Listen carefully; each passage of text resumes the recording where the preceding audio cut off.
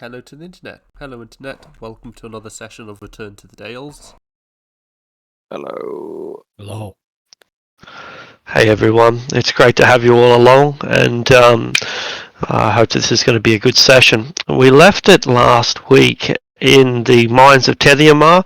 We have delved deeper now into the heart of this old dwarven colony that lies in between the Underdark in a technical sense. It's the surface cave entrance reaches straight into the mines of Tethyamar. There's no delving to reach it, and thus this is a kind of a stopgap in between the surface and the Underdark. Not the Underdark proper, too close to the surface really to be considered that, and certainly not natural caves. So they've been, at least this area has been worked by the dwarves, and is essentially a fortress built into the stone. So it's no more the Underdark than a fortress carved by stone by humans might be, though it's likely that it does have connections with the Underdark, and indeed we can expect that it does, since it really only makes sense that the dwarves would create more than one entrance or exit in case of emergency. And history attests to this, for according to legend, Tethyamar, which finally fell some 250 years ago, was besieged from above by orcs, trolls, ogres, goblins, and from below by the Dark Elves, trapping them within and making their demise somewhat inevitable, since they had neither the strength nor the numbers to take on either of their adversaries, and thus they were trapped in here until the creeping doom finally caught up with them. And that's the exact scenario that we see in this room that we're currently in now, in microcosm, where a dwarven nobleman and a noblewoman have evidently taken their own lives with poison, and what a hardy poison it must be to finish off a pair of dwarves, cyanide in specifically, and they have died in each other's embrace here within this richly decorated room. It's a well-preserved bedroom. It still has a feather bed that is relatively comfortable, cotton sheets that are basically clean, down pillows, though they have become scratchy over the centuries. There is a jeweled stein, a cup that has been cast aside with trace amounts of cyanide still encrusted to its interior, a chest of drawers that holds clothing that was once fine for a man and a woman, both dwarven of course, but nothing that is particularly valuable beyond an archaeological sense, I suppose. There is an oak door here to our left, and within this door we found neatly stacked piles of coins, hundreds of coins, and it doesn't look like we've rolled for those coins yet, have we? Doesn't look like it, no. So there's hundreds of gold and silver coins, a jewel encrusted suit of plate mail, but we did see the Gauntlet of Gauntlgrim and the Spellguard Shield, which have already been distributed. We are up here. Is Isabella down on the map? Maybe it's not, so I might have to put her down. Yeah. Not in the veterinary sense. I did roll for the coins, actually. They were, right. I thought that might have been the case. I think I added them to the wealth as well.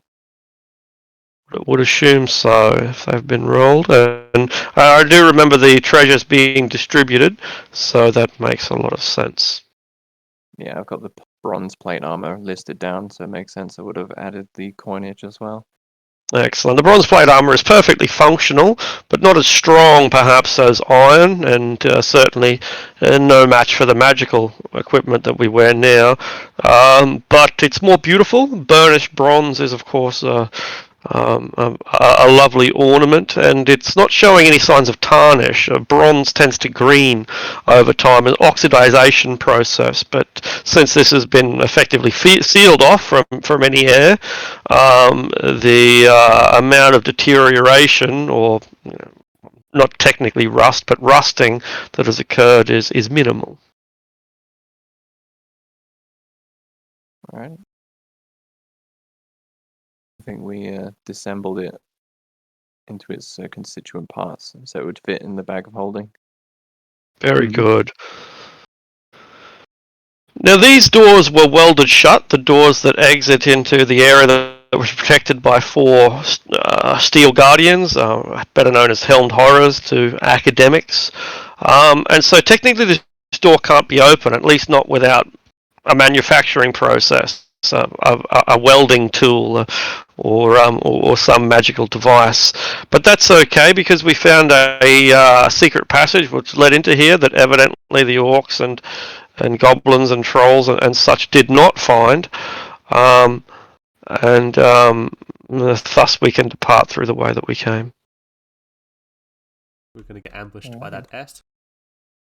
Yes, indeed. That S is actually a snake made by Stussy.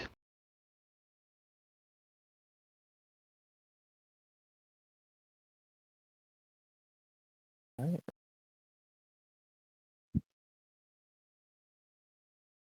We got some exploring to do.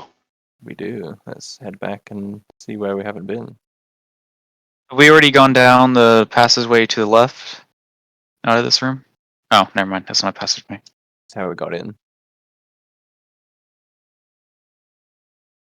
Yeah, that's just that's where all the coins were, that small alcove. Now we know that this place is extensively trapped. One of the first things that we noticed was an illusionary setup pit of snakes that was meant to fool people into taking the wrong avenue and stepping on pressure plates, which would flung them against the roof. But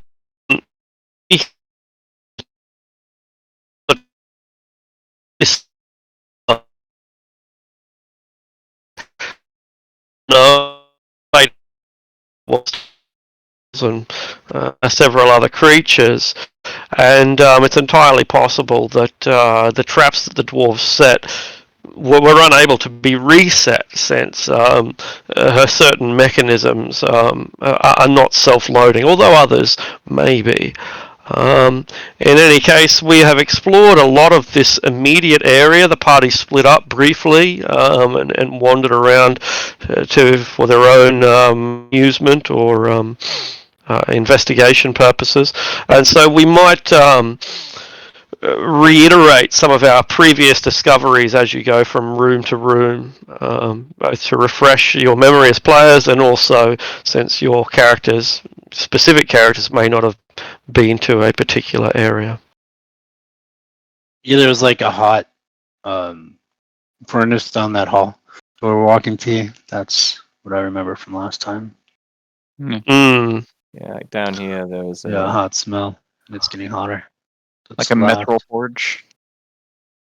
Something along those lines.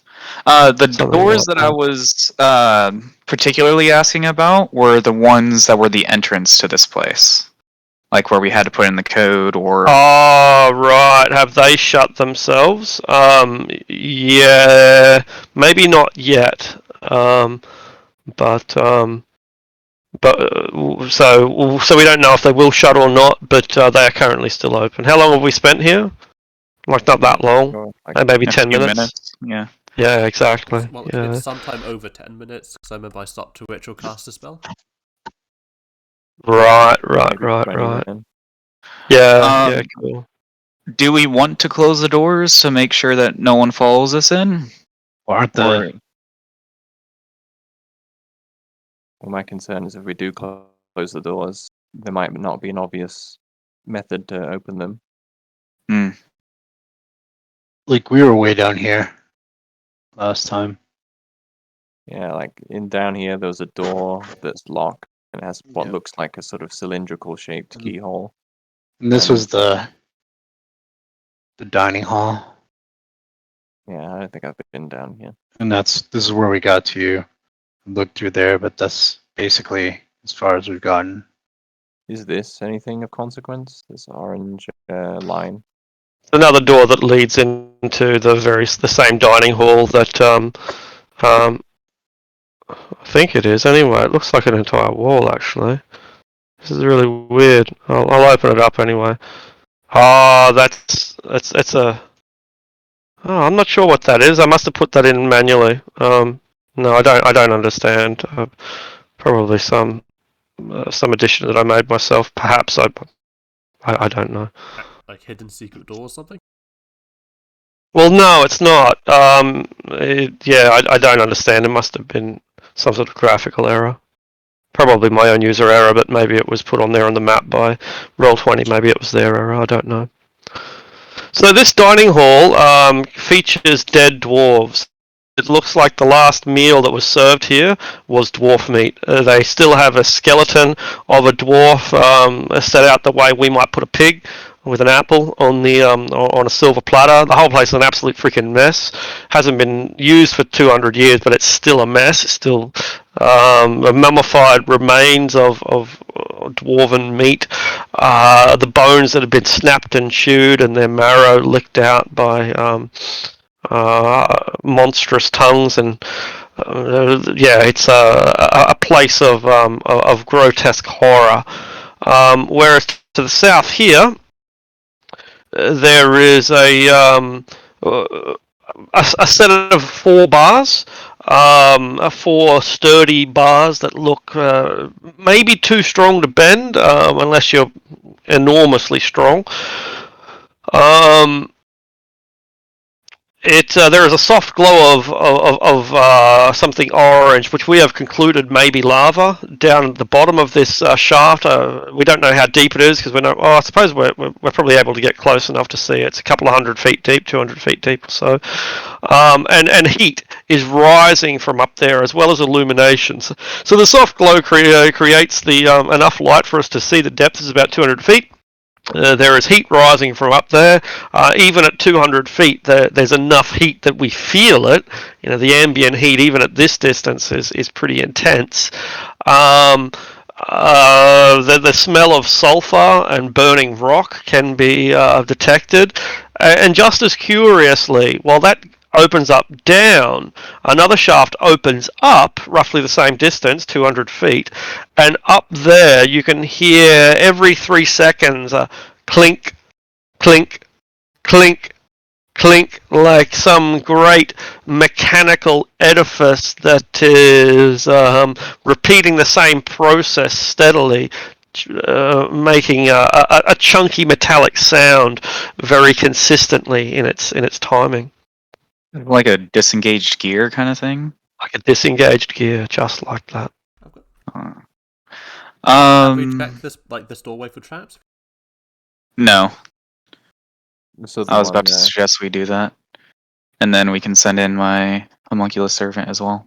We're just gonna have a look around for pressure plates or trip wires. Absolutely.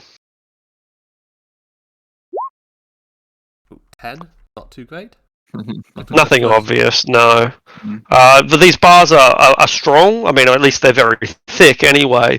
And it would require tremendous amounts of strength. Ogre strength of 19 or 20, most likely to be able to budge them. And just to state my if I come here and inspect the bones, it's were they I guess were they eaten cleanly, or were they snapped open by something with big jaws? Bit of both. They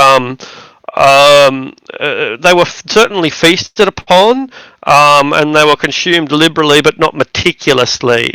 It's not as if they picked off every last scrap of meat from the bone, but rather just feasted upon them and quite liberally. And grotesquely. Certainly the bones were snapped open and the marrow was sucked out in many cases, but not all. Because for some reason I'm getting null vibes. So if I search around this area, is there fur that's been left in this room? They make an investigation check. Oh, I'll use guidance. I forgot I have that one. Yeah.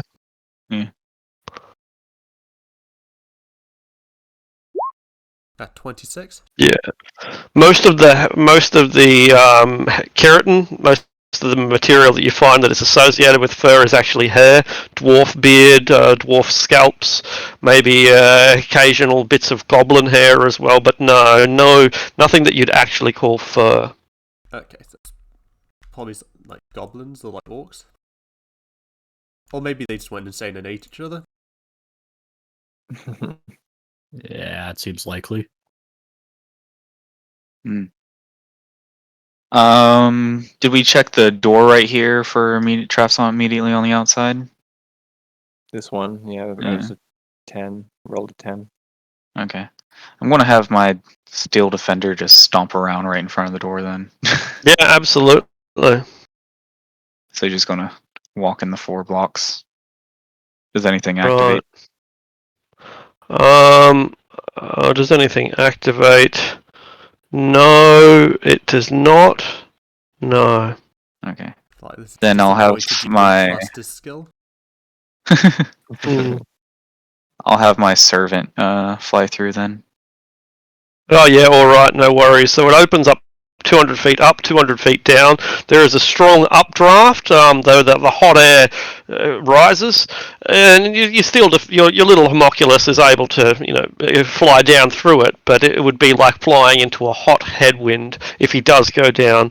Whereas he'd be able to fly much more easier, lifting up like an eagle on thermals. Is there any levers as before? No, but there is there is a chain. No, is there a chain? I don't think there's. No, there's not even that. No chains, no elevators, no mechanisms whatsoever. It's just a broad open shaft that goes up to some point high up. So exactly where we can't be sure. Oh. So that one we probably saw earlier was the control for this room, since they're beside each other, and the other one was smaller, right? Maybe. Hard to say. That's what I would think, maybe. Because you had to have 2 chains. Regardless, I don't see how we're getting through these bars. Yeah.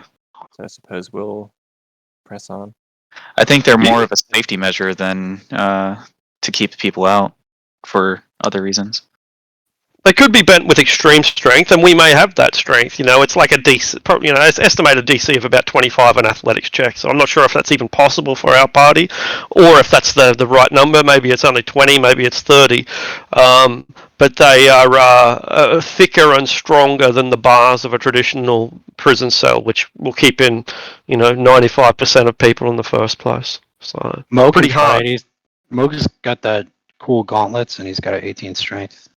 Yeah, so it's possible. It's not impossible. It's just extreme. All right. Go in and which bars? This door here is already open, and it looks like it would be difficult to close because there is rocks filling this room. Great boulders have crashed down upon him, maybe in excess of 2 tons, maybe as much as 5 tons of stone has fallen out of the roof and litters the floor here. So you would be uneven ground. Would be a bit of putting it mildly to call it uneven ground. It's like climbing over boulders at the beach. What does it look is? Looking at the ceiling and stuff, does it look like it's gonna keep falling, or is it structurally totally unsound? I guess that's a perception check, though you might prefer an investigation. You can slap a guidance onto it. I will hit perception. Cool.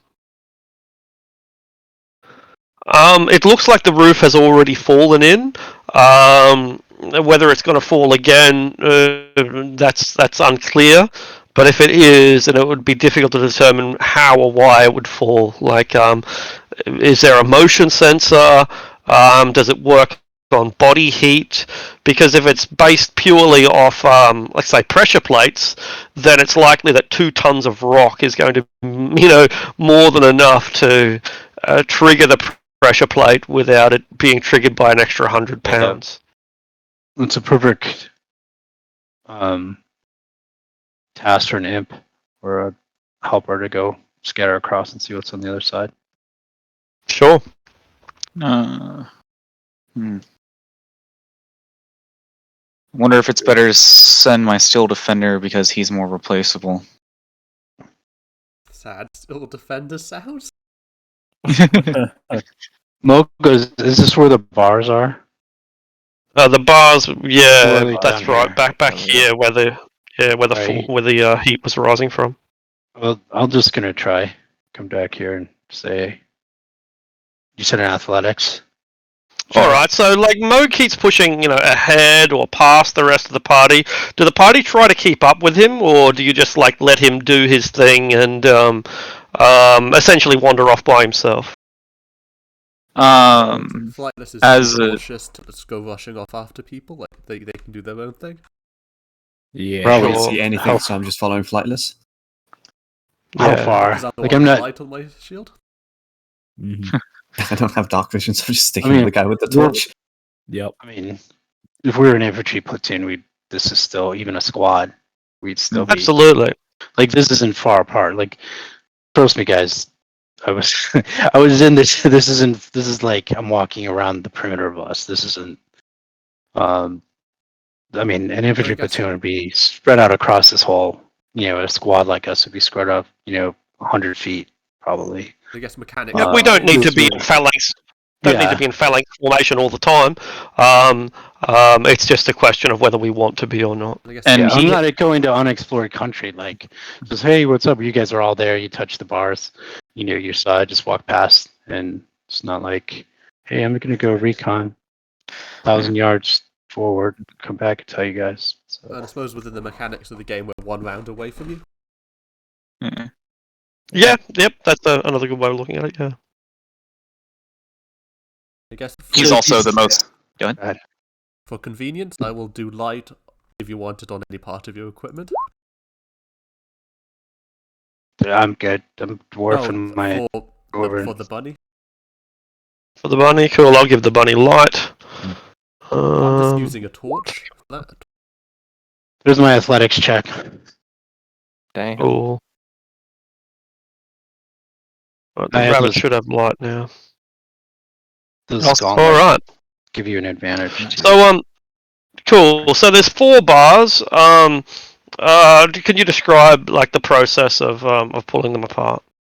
I don't know, like seeing leveraging your, whatever would be make sense. Putting your foot and arm across, whatever, putting the warhammer in there and pushing and bending, whatever, would seem to give the most leverage to the situation for the bars. Perfect. Now these bars don't bend; they shatter. You might recall the very first set of bars that we came across consisted of 4 bars, 2 of which were proper steel, and 2 of which were actually glass steel, which is a form of glass that's as hard as metal. And that's what these are the exact same replications as that. So 2 outer strong steel bars, perfectly normal, and the 2 inner bars that you've wrenched open are glass.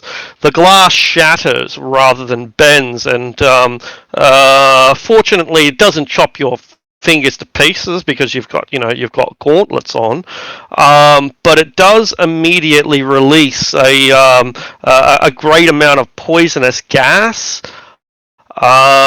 So you take a small amount of slashing damage as these shards of glass flick up into your face and onto your nose, and on any exposed skin you might have 6 points of slashing damage, which is relatively insignificant.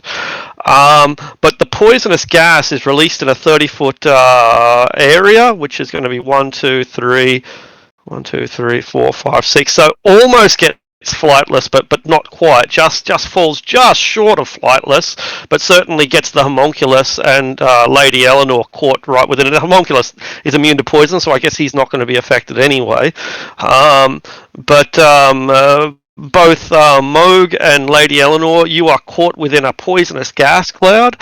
Now, this works at the start of your turn, so just for simplicity's sake, like we don't need to roll for initiative. Lady Eleanor, at the start of your turn, you make, I guess it's Constitution. Where is it? Slams the gate, releases poison. Yeah, so it must be Constitution. So make a Constitution saving throw. Alrighty. Just watching him, his muscles like ripple as he pries open these bars and they shatter, and I guess it gets to my eyes. Yeah, exactly, and this chlorine gas just pours out under extreme pressure. You fail your saving throw, take 19 points of poison damage, and you can take your turn now. I guess I'll step back, just like coughing and spluttering, and put 5 points of lay on hands onto myself to cure any ongoing poison effects I might be suffering from. Yeah, sure. Okay, cool. And is that where you end your turn? I guess it is because you take an action, so you're still caught within the gas. Do I have my movement as well? Yep. If you haven't used your movement, you've still got movement. Yeah. I'll retreat further out of the cloud, and I'll call out to our resident dwarf that he should probably do the same. The dwarf, being a dwarf, will have advantage on the saving throw and only take half damage if fail or pass. So at the start of your turn, Moog, you take 22 points of poison damage, reduced down to 11. Saving throw at DC is 15, which will reduce it to 5, but you failed that. So 11 points of poison damage, and you can also take your turn now.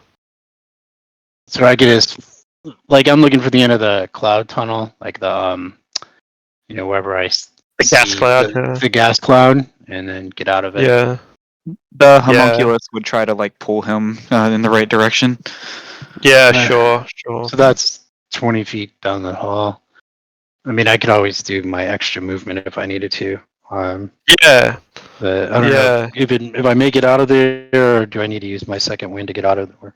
No, that'll make it out. That reaches the edge. It is heavy obscurement, but that's not going to matter. You're still able to hear where the party is, and the homunculus tugs you in the right direction, and so you're able to stumble, and you run headlong into a coughing Lady Eleanor.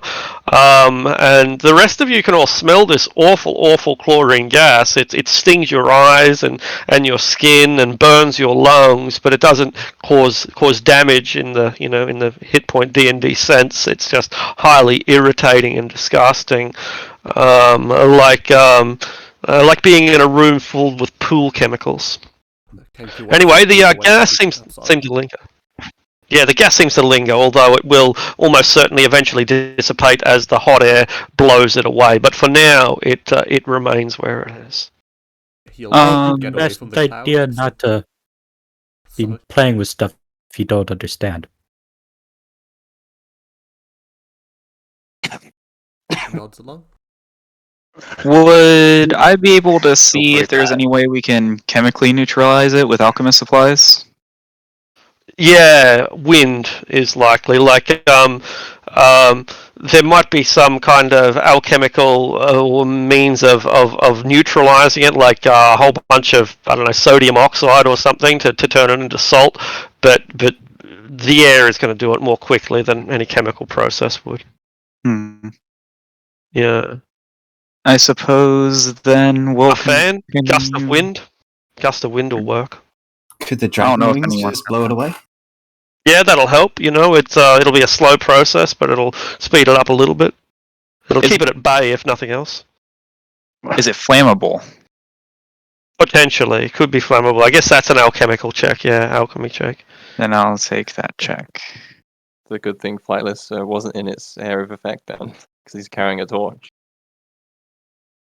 No, it's not particularly flammable. Yeah, so it's not like that explosive gas that was at the front of the very front of these gates. Though fire might help. It might suck away some of the oxygen and cause something of a vector to dissipate a little bit quicker, but not in any significant means. It might make it last 10% less, as not quite as long, but that's not a whole lot. I suppose if everyone's okay, I can have my Still Defender search the room as planned. It sounds good. Cool. I'll have them performing the search action then. Yeah, cool. Assuming he takes his time, you can have advantage if we're not under any immediate pressure to do so. Does that guy breathe? Steel Defender? I think so. Does your Steel Defender have to breathe? No. He's like a Boston Dynamics rescue dog, you know. So why don't you send it back into the room we were just in and see what's there? Well, we already know. I sent my homunculus in before. It's just a lava pit. Boy. It's just a hole going down and up. Yeah. Yeah, I think the bars are there more for people's safety, not to fall in, than to keep people out. Or to keep whatever's down the pit up. No, or I'm guessing that hole leads up to the surface for an air vent. Possibly. Keep people from climbing in. That's meant to open and close, so maybe something like some sort of platform comes down and takes you to other levels of the dungeon. Or that elevator, yeah. I mean, should we clear that before we move forward? Just see what that's going on. What that's covered in poisonous gas right now. Why worry about it? Got it. Let me know if there's something there. And there's a dude. I'm just saying for being methodical about clearing rooms one at a time. And well, it's not really a room. It's a 200-foot deep shaft that also goes up 200 feet. Okay. Cool. What check would the Steel Defender make? Investigation with advantage. That's an intelligence roll, right? Yeah, that's right, yeah.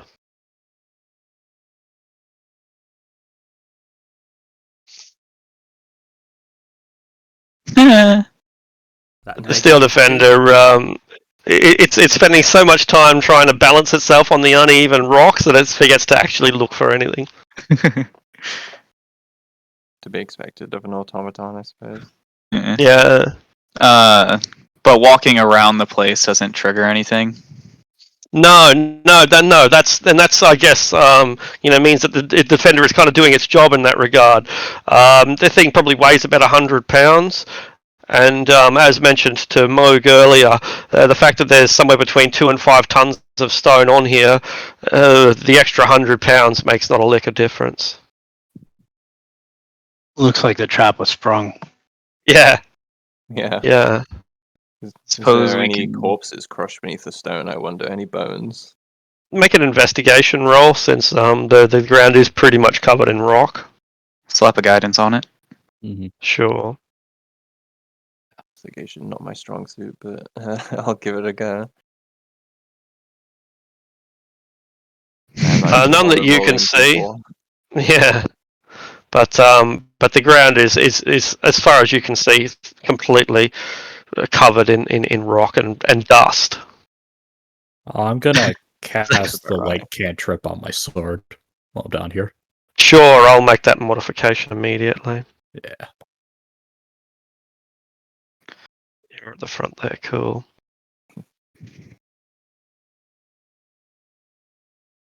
Well, then I'd suggest if we can clear this gas, probably a good idea, because if we open one of these doors and come face to face with some sort of horrible beastie, we'll have no means of escape. Mm-hmm. Sounds like we just need to wait for a minute for it to pass. Isabella's instinct it looks to be quite correct. By the time the Steel Defender has done its little perimeter check, which takes about a minute, and by the time we've talked about it, which takes another couple of minutes, the gas is vaguely visible. There's like a lingering green aura in the air, but even that can be seen to be getting sucked into the shaft and sucked upwards. So the air is doing the job for us. And if we really need to run, we just hold our breath and run through it. Suppose so. Hold if breath. It comes to that. Well then, this door or the other? I'll motion to that one and then that one. Do either of them have gaps to see through? Underneath or otherwise? The doors to the north and the south, you mean? Yes. The door to the north has a very tiny locking mechanism, like a keyhole that is extremely small. and the door to the south appears to be jammed. So yeah, it probably is slightly open if you're willing to get close enough to see. The door is it jammed? What's the jam look like? Give me a moment. No, it just looks like it's been. It's still completely closed, but it's been bent and damaged, and has buckled a little bit. So something has tried to get in, has failed to do so, and has damaged the door in the process. Yeah. So the one to the north has a tiny little keyhole mechanism. The one to the south has damage, but not so much damage as to dislodge it. Rather, the door it's been jammed. Quite the contrary. Before we move too far, is that block over there just like blockage of rocks? Yeah, that's right. Yeah, it's just more rock. Yeah. One thing I do have to wonder is if this room was trapped and something went in here and triggered said trap, this surely would be a reason, right? I don't see anything interesting in here. Mm-hmm. Maybe there's another hidden door. I don't know about that. It looks like it's just a hallway going forward. Maybe whatever was trying to break into the door broke into that one and immediately got crushed. Mm-hmm. Possibly. Can I check the integrity? Maybe this wasn't a trap. Maybe the room just collapsed due to the age of the building, because it is a ruin. Yeah, I guess that's an investigation roll. Yeah, guidance. Mm. I forgot guidance. There you go. 24. It was a trap. It was probably a pressure plate based trap, but a death trap. Like most of these traps are designed to debilitate. Sure, they can kill. They can absolutely kill, but that's not really the point. Whereas this one was an absolute death trap. It looks like a kind of a decoy, if you will.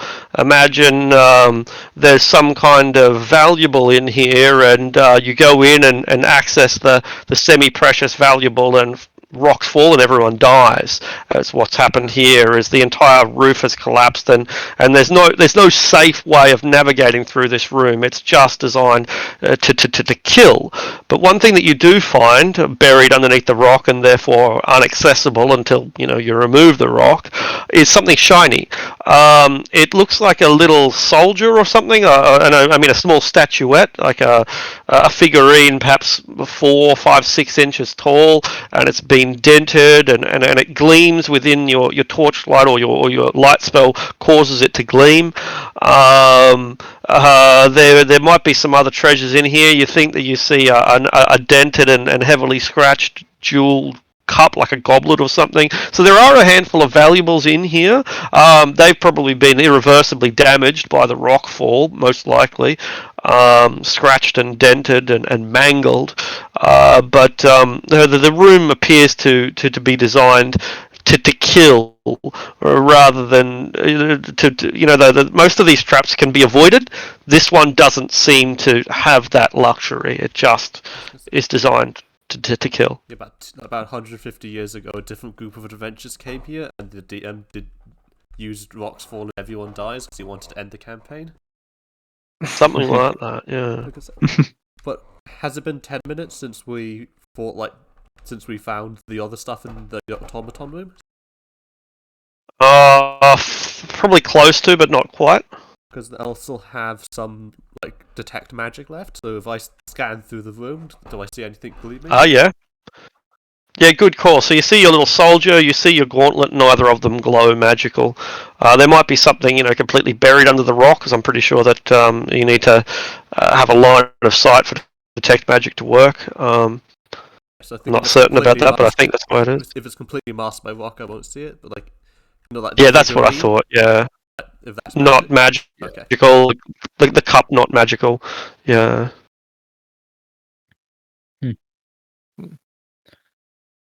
The trap not magical. Good old dwarven death engineering. From either my book or what I know of, I guess, Autumn automatons, I guess. Does it look like it was once a functional automaton, or more of like just a figurine? Yeah, it's difficult for you to see. Like a flightless is particularly observant. He can point it out to you. It looks like a piece that you put on a chessboard. Ah, Yeah. One of those old, 1980s or 1970s wargaming things with the flat base so that it can stand up holding its spear. Wait a minute. Is it like vaguely cylindrical, like its silhouette? Vaguely cylindrical, but only in the sense that a humanoid is vaguely cylindrical. I thought maybe it could be key in the shape of a statue, and it might fit into one of these strange locks. Certainly possible. You can't see the entirety of the miniature, and so its head might be key shaped. We can only see its base, its legs. What are you looking at over there, Flightless? You see something interesting? Guess he'll point out the things that he sees, like the little. And I suppose in your voice he'll say that your point at his eyes are like detect magic. I guess I'll walk over to him and pick up the little figurine. You'll have to lift a whole bunch of rock to get there, and that might destabilize further rock. So basically, it's an athletics check. Oh, okay. Yeah, you could, potentially jar your shoulder in the process because they are big freaking rocks. But, yeah, so it's going to require a bit of manual labor and a bit of time if you want to get it. You can't just reach use, like, down and grab it. It's buried underneath rock. Could I use like investigation to determine which rocks to lift? That would be safe. Yeah, sure, and you pretty much concluded which ones are unnecessary. It's likely that any of the rocks are going to cause a bit of unsettling, kind of like pickup sticks where you've got all those sticks lying down, and when you move one of them, it's going to move others. It's a bit like that. But the main challenge is probably just in the lifting rather than in the potential for further catastrophe. Yeah. So you could do it methodically and relatively safely, but it's still hard work. What way you look at it. I thought they were more just kind of reaching into the rocks to pull it out. But yeah, but it's buried underneath rock, and so that's not possible. No. Yeah, it's quite literally buried, pinned. Pinned maybe is a better word. They also might not have put anything of worth in here if it was meant to be a death room the second you walked in. Yeah, as well lost interest. Yeah. Cool. Could I try, unless someone else is better at thieves' tools, or unless anyone else has reservations, to pick this lock? You can try, but I'd recommend everybody else get clear just in case you trigger something. So can Moog do this right now? Yeah. What I just Second rolled? wind? Second The second wind, absolutely. Yeah, absolutely, man. Okay. Yeah. So how would you describe your second wind? What's the do you have a swig of wine, for example, or crack your knuckles, spit on? Yeah, man, just sit there, take a knee, give a rest against the wall for a second, and Too easy. have a swig of wine. There you go. Yeah. Stop sweating, and and you feel a bit better. One remarkably resilient fellow, Master Dwarf. Can I do a check for traps on the door or around it? Yeah, go ahead. Now the locking mechanism is at about 4 feet high, more or less, maybe about 4.5 feet, eye level for a dwarf. It's very small. It appears to be a deep tumbler, a few inches deep. So it's the sort of thing that you're really going to have to get in there and look into to fiddle around with. It's incredibly fiddly, incredibly small.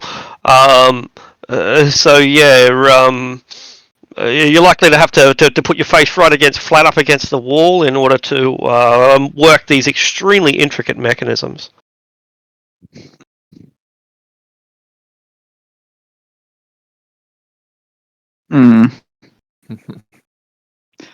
That sounds superbly like a bad idea. Well, as I mentioned, I think that the figurine that Flightless spotted could possibly be something. It's not like we have any other options. Perhaps the tip of its weapon might fit into the lock. But why would they keep the key to it in a death room? Because they don't want you to have the True. key in case it gets attacked. Well, perhaps whoever is authorized to use the key would know where to stand in that room. I don't know. It's just an idea. Hmm. So what is it? Flightless will look at Isabella, so will tilt his head and make mage hand in her voice. Even with mage hand, like while that will be sufficient to do the picking, it's not going to be, you're not going to be close enough to see the intricacies of the lock. So it would be, we know what picking locks is like in a vague sense, even though none of us have likely ever done it. Maybe you have, maybe you haven't. If you can't see what you're doing, if you're just doing it by feel, that's going to be pretty hard. And even more difficult in this circumstance. What if I have my homunculus look in and give me instructions? You'll be at disadvantage. I'm saying the idea was if Isabella had mage hand, would be to grab like the potential key with the mage hand. Oh, right. It's pinned underneath a rock, and so the mage hand won't be strong enough to remove it. Okay. Well, alternatively, if we don't want to mess with that lock, the jam door to the south, it's already pretty damaged, so perhaps we can force it and not trigger any traps. Yeah. Sure. I suppose we can start with that one. We can also search some of the other rooms better for keys if there's nothing in here.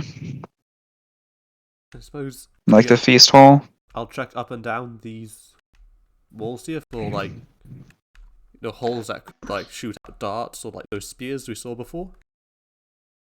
Yeah, absolutely. Yeah, go ahead and make an investigation roll. I'll use the advantage, and if it's appropriate, I'll calculate the advantage, and if it's not, then I won't. Since you're specifically looking at the walls and specifically looking for holes and slots and so on and so forth. Okay, so on one hand, you don't find any of those mechanisms that you're looking for. On the other hand, you find something that you're not looking for. So in this case, I took the first roll rather than the second because it wasn't at advantage nor at disadvantage for that matter. So anyway, this lower door, as we know, is dented and jammed, and something has pushed against it really freaking hard, but not hard enough, or hard enough that it damaged it, not hard enough to force it. Now, what it seems to do is that the door is a pressure plate, which is kind of unusual. We tend to think of the pressure plates as things that we step on and activate, and then something happens. But in this case, the door is the pressure plate. The entire lower half of the 10-foot tall door is the pressure plate. And when the door is pressed, it opens up some kind of trapdoor mechanism that Isabella is standing right here. So you push on the door, and when you push hard enough, it opens up the floor. Yeah? I see how that would get people. You're like frantically gesturing for Isabella to move it. Because you see him looking at it and like following the mechanism and under your feet, and he starts like throwing his arms just to gesture you to move. I can just imagine Flightless like staring, and then suddenly his eyes go wide and he starts flailing. Yeah, like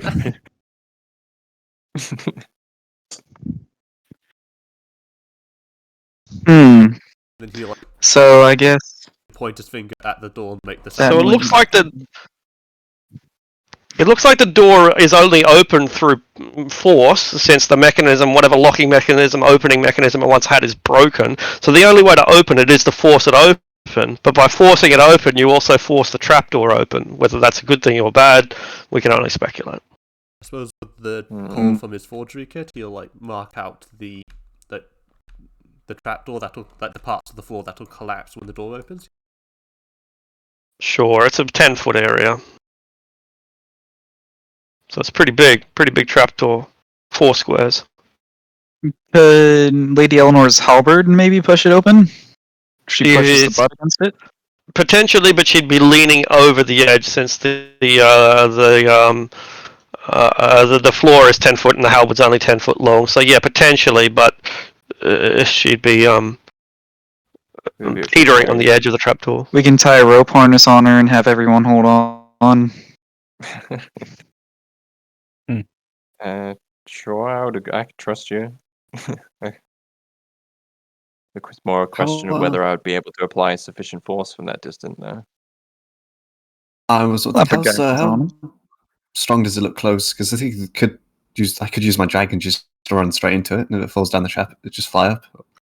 Yeah, it looks like it's less solid than pretty much any other door we've come across. Still a strong door, but the hinges or whatever have already deteriorated to the point where it's already significantly weakened. Might have been strong once upon a time, but it suffered extensive damage and not so strong anymore. Yeah, sounds like a good idea. It's a good old rhino charge. Yeah. I'm gonna move around the corner. Yeah, if we're doing that, everyone take cover, just in case there's like spears on the other side. It's funny how everyone except for Moog was keen to move in a phalanx formation until about 10 minutes ago, and we're not anymore. Like the phalanx has lost. We're not enthusiastic for it anymore. Sorry to interrupt, Moog. Yours. We should tie it to a What couple sort of people. roll would that be? We're tying Athletics. You want to tie? Moog has an idea. You want to tie a rope to the dragon? No, yeah, well, I thought Lady was going to do it, but not. Right. If the dragon's doing it, then we tie a rope to the dragon too if we want to. But I think he can fly if he cool. if it does give way underneath him. Cool. I would give guidance. All right. So an athletics check. If it gets a run up and headbutts it, then it'll be an advantage. Yeah, that's fine. Yeah, that'll be fine too. Throw all of his bulk into the door. Smash! So yeah, you hit it with such force that it does open the door. As predicted, it does activate the trap. It's a pit that's about 30 feet deep. No, 50 feet? 50 feet deep. The dwarves don't fuck around. So there's this really deep pit that is filled with rusty spikes that were probably lethal once upon a time, but now have the added bonus of tetanus, which is, like dwarven traps, they improve over time. They just get worse. They don't deteriorate. They become more lethal. Stay out of our minds. As they begin to rust. Yeah, Very good, very not good. yours. There we go. Fuck around and find out. Isn't that Scotland's theme? Yeah. Sounds accurate. Theme of Scotland. Fuck around and find out. That's right. So we'll call this an Englishman trap for that reason. But we now have a 10-foot wide pit, which is inconveniently located in the only in the direction that we probably want to go. The clunking sound is evident from this room as well, though not as loud or as obvious as it was from the open shaft.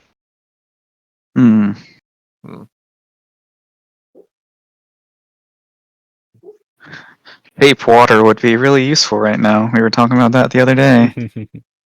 Yeah. Just fill it with water and just don't have to worry about the trap anymore. Or just make an ice bridge. Yeah, that would work too. I've got Well, I an reckon the idea. more athletic among us. Go ahead. If I use thaumaturgy and target one side of the door, would it close? Depends on how strong it is, since it required a fair bit of force to open them, and all that we've done is damage the mechanisms even further, maybe snap them completely. There's no strength. It just says like the door. I suppose if it's just a door that can open and swing freely, open and close it. Right, no. So this it's not such a simple door. Yeah, that makes sense. Yeah, exactly. It's just too heavy the spell to function. We made the dragon one size bigger. Could it ferry us one at a time? I think the answer is yes. I have enlarge reduce. Couldn't you get? The dragon's only small. Oh, he's so small. in that case, right. Can you get the Thanks for pointing that out. Well, do what I wanted. What I tried to do anyway, and close half the door, because I might pull up half the mechanism. how far is that? 10 feet? Is that 2 squares? That's right, Yeah. 10 feet. So most people can jump over it. Just if you mess it up, then it's going to be pretty grand. Well, why don't we take a rope? Like Moog's got a pretty good ability, and tie it to me, and then it ties to all you guys, and I'll take a running jump, and then I can anchor it on the other side. We could just do it one at a time then. Fair enough. How does the wall look over here, by the way, on the sides? The wall looks perfectly fine. Did not particularly damaged in any way. But since you do ask, this room has the mechanism similar to the last ones, like levers and stuff. This is an elevator, and the elevator is on this level. So yeah, a couple of levers, elevator. The elevator door is closed, but at least it's on this level. For better or worse. So we tie it? Yep. Tie a rope. Alright, who's gonna hold it on the other side? I think it would be best if we all do. Yep. No worries. Cool. Then clear a path for me to get a running start. Sounds good. And it'll be an athletics DC 10 check, so you should be pretty right, but there is some small chance of error. Oh yeah. There we go. Yeah, so you make it across the other side. And as mentioned, mechanisms over here, 3 different levers, such as the identical to the room that we were in previously, an elevator whose door is closed, but it is on this level, and the sound of clunk, clunk, clunk coming from high up the shaft. The whole thing, including the lever, vibrates a little bit every 3 seconds. Is there anywhere I could wrap the rope around if I came here, if I walked it around, and is this if I stood over here, could I wrap it around this way? Yeah. So, and then if people are jumping over, then I could get good balance. Yeah. Yeah, it's not perfect. The angle will be, a bit wonky, and it'll be rubbing up against the wall. But all in all, it's going to work if you wrap it around the elevator shaft itself. Yeah. So yeah, and then I'll just be the anchor on top of that and hold it, and then throw it over. Yeah. To jump next. Guess I'll go next. Cool. So it's an athletics DC 10, and if you fail, then you've got a dexterity saving throw to hang on to the rope. Tying it to yourself. Yeah. Make a little wrap around your chest. Sounds good to me. Lasso noob. Cool. I'll just use my healing hands ability to give myself a little bit of healing. And also I have a feeling poison is going to be a running theme, so I'll hit myself with protection from poison now. Why not? Yeah, cool. And take a running jump. Yeah, sure. As long as you pass the athletics DC 10, there'll be no further issues. If you fail that, then it gets a little bit complicated. So you're across. We give it to the next person. Make sure everyone has guidance on, because I want to be slapping each of you with it. Oh yeah, sure. That's fine. I guess Flightless will go next then. Yeah, too easy. DC 10. With the extra D4, it's going to be fairly hard to fail. But you managed. No, you did not. No, you don't have advantage. So you do. You managed to fail, is what I mean. Yeah, you managed to fail. You underestimate my power every time. You don't have to. Yep. You're doing it on acrobatics instead of strength. So no, it'll still be an athletics roll. It's still just a raw feat of power rather than agility to span the width of it. What? I got much less than. Flash of Genius +3. Yeah, cool. Yeah, cool. All right. So you slip. You can make a dexterity saving throw to hang on to the rope. I was saying +3 for a Flash of Genius, but if he's doing that. Because I rolled 3, and my strength is minus, so I scored 2. Yeah, cool. Yeah, cool. So you managed to hang on to the rope, and from there it's just a matter of Moog lifting you up, and you're relatively light, so it's not going to be any challenge for him to drag you to safety. I guess he goes to Cool. jump, but like with his new Yeah. armor and shield, he just gets it just weighs him down much more than he thought it would. Yeah, yeah. You snatch the rope up and get pulled to safety. And next person, DC 10. Yeah, so I'll go. Yeah. Okay. Yeah, and you make it without further issue. Next person.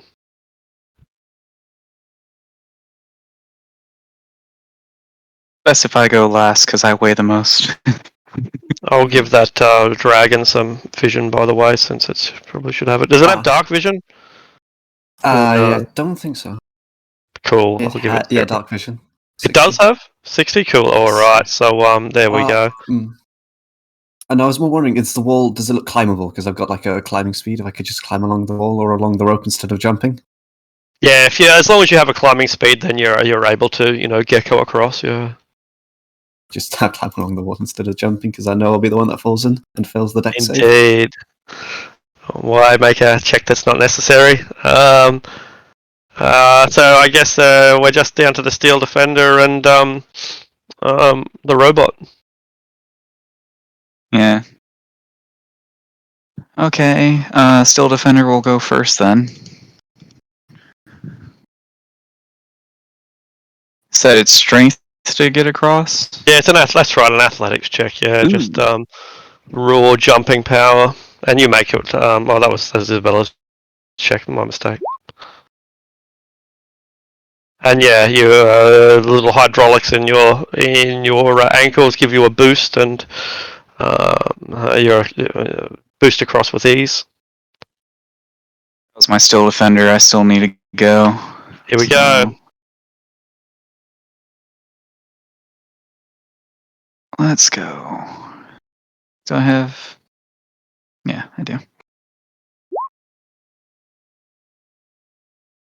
Haha. All right, so you just about slip at the edge, but you manage to grab onto the edge of the ledge and drag yourself up.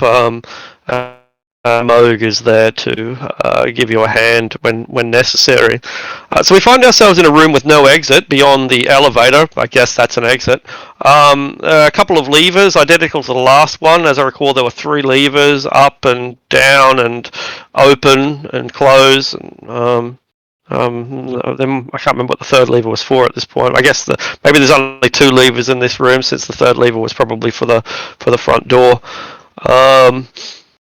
Yeah, or maybe one of the levers, the third lever, closes the trapdoor. That might make sense as well. In any case, a simple lever system: up, middle, down, on, off, that sort of thing.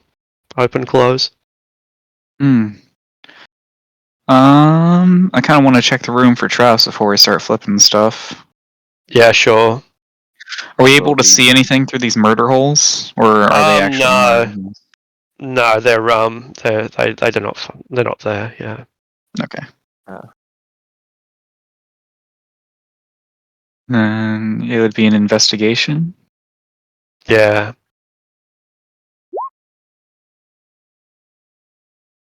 Yeah. The vibrating lever is likely the one that connects to the elevator, since, as we might have ascertained by now, the elevators are not functioning properly, and thus it's jammed and can't be moved. Indeed, if you attempted to move it with enough strength, you'd bend the lever rather than causing it to dislodge. Whatever massive weight is preventing the elevators from moving makes this lever impossible to budge.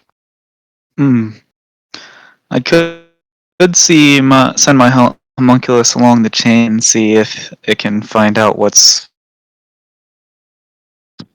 blocking. Not from this room, because the elevator's on this level. I can send them through the other ones. You can send him through the other one, yeah. With just instructions to come back when he finds something. So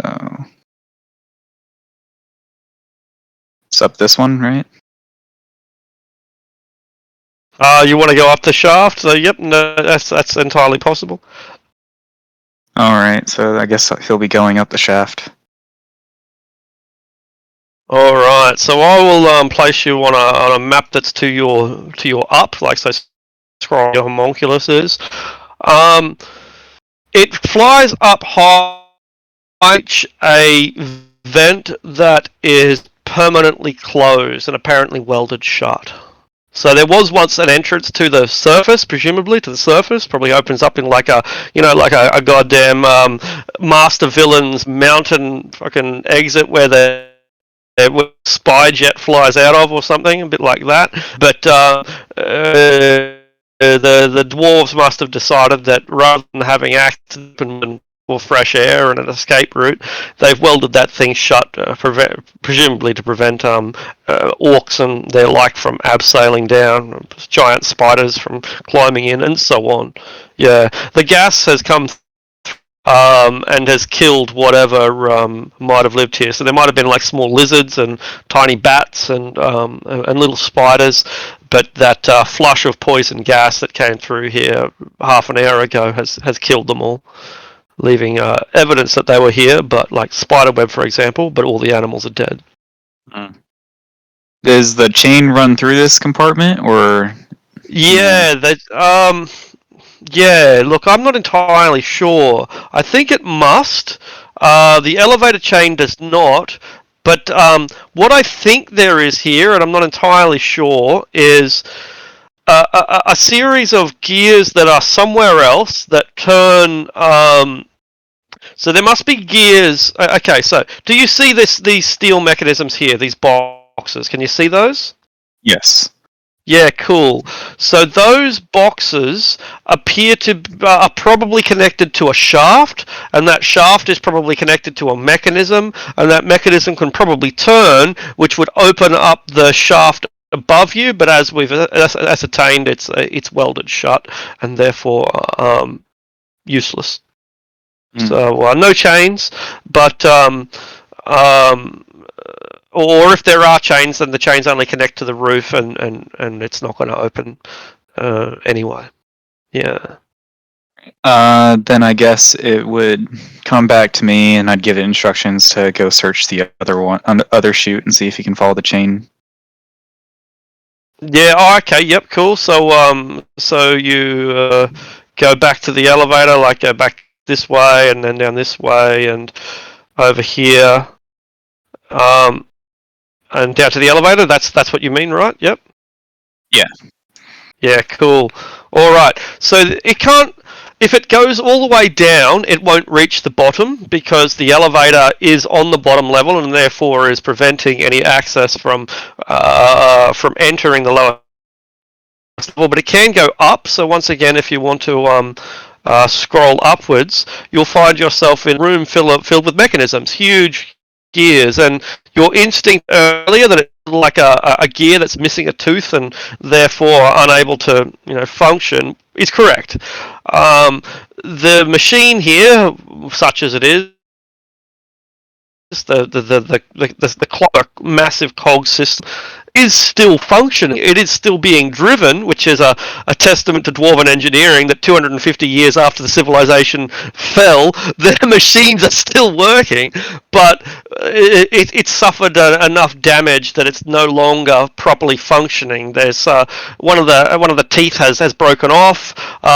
Some steel has come jammed in it. Maybe an orc's corpse or something like that. Some bodies and bones have been grinded up within this machine and basically clogging it and preventing it from rotating and activating.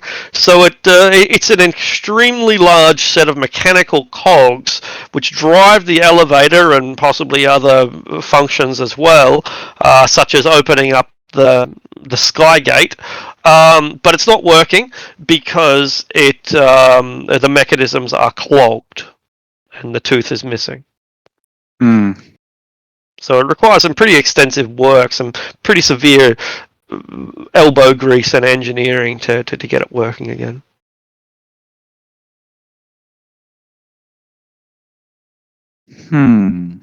All right.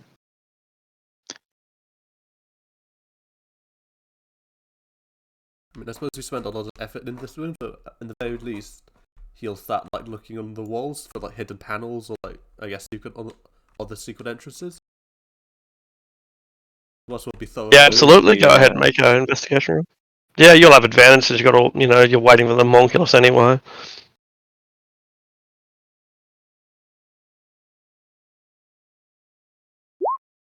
22. Appears to be an access way and nothing more. Well, there's that other lever. There's the one that controls the elevator, but apparently there's a second one.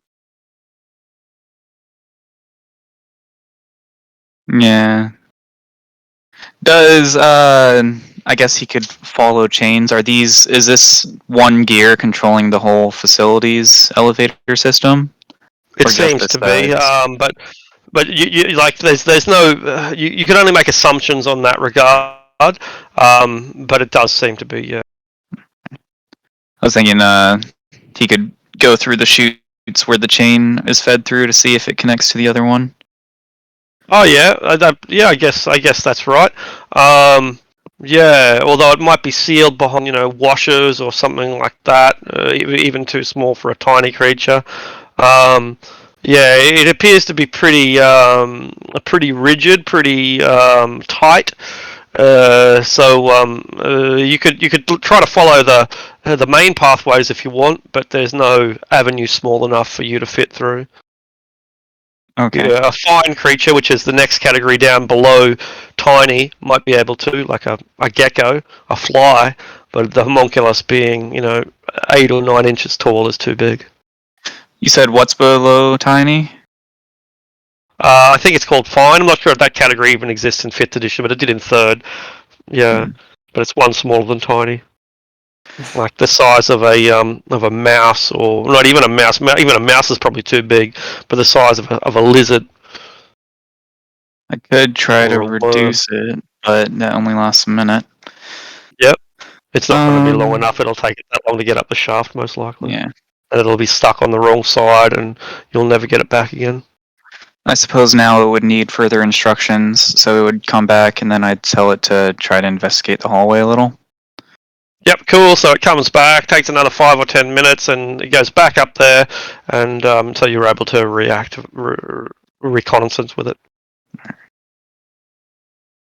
The shaft is as tall as it is wide, that is to say 10 feet.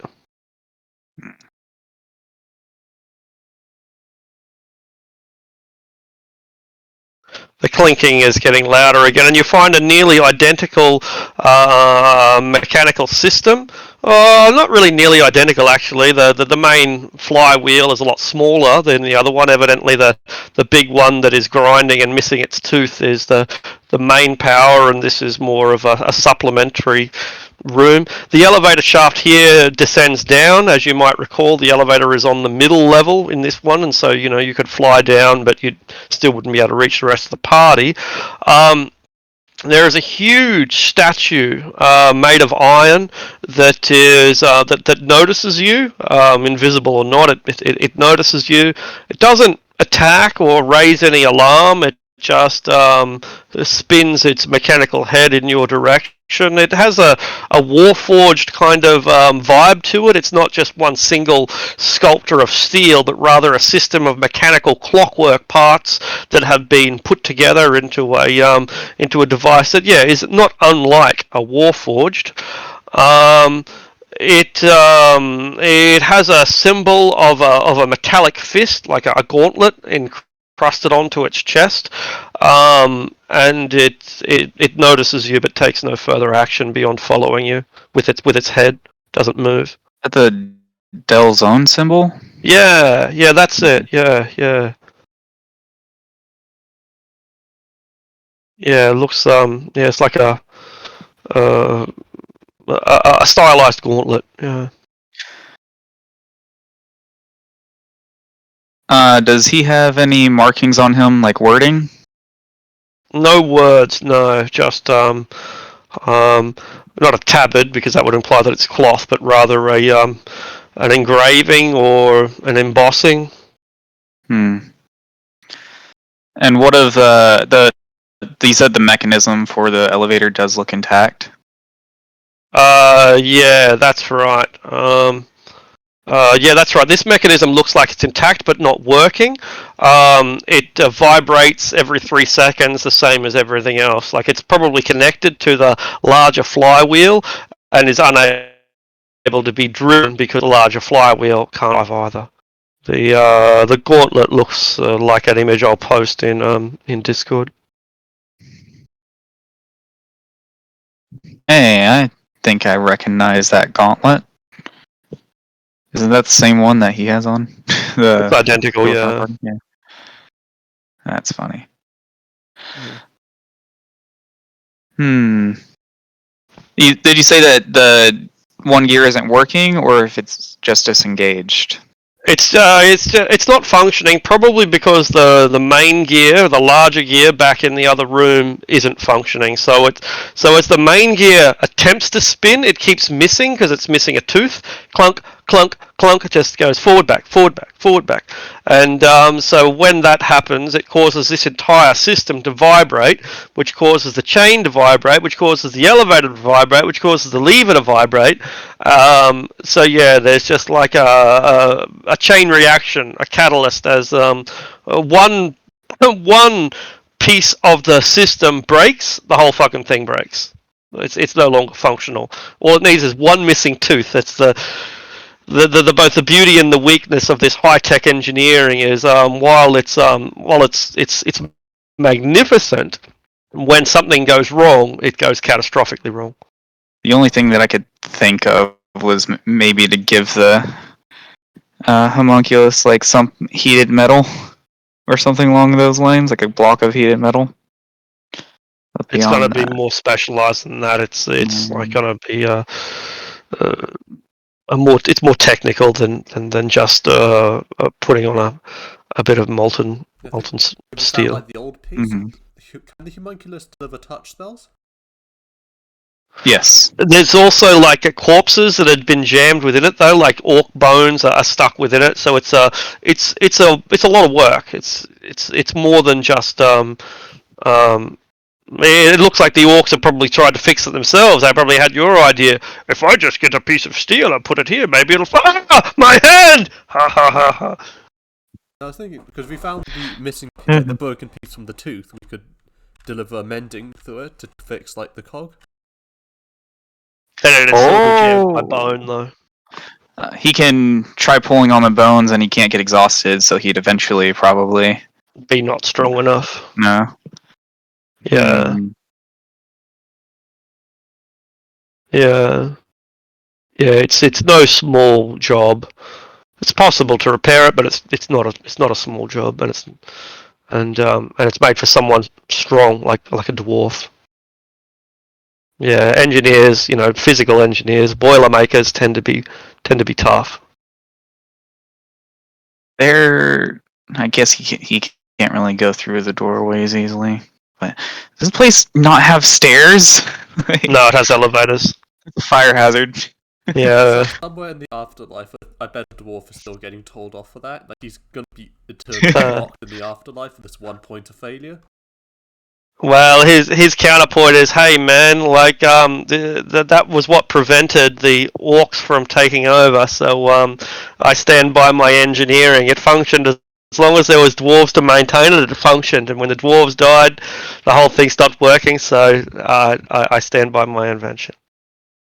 The only thing that I could think of.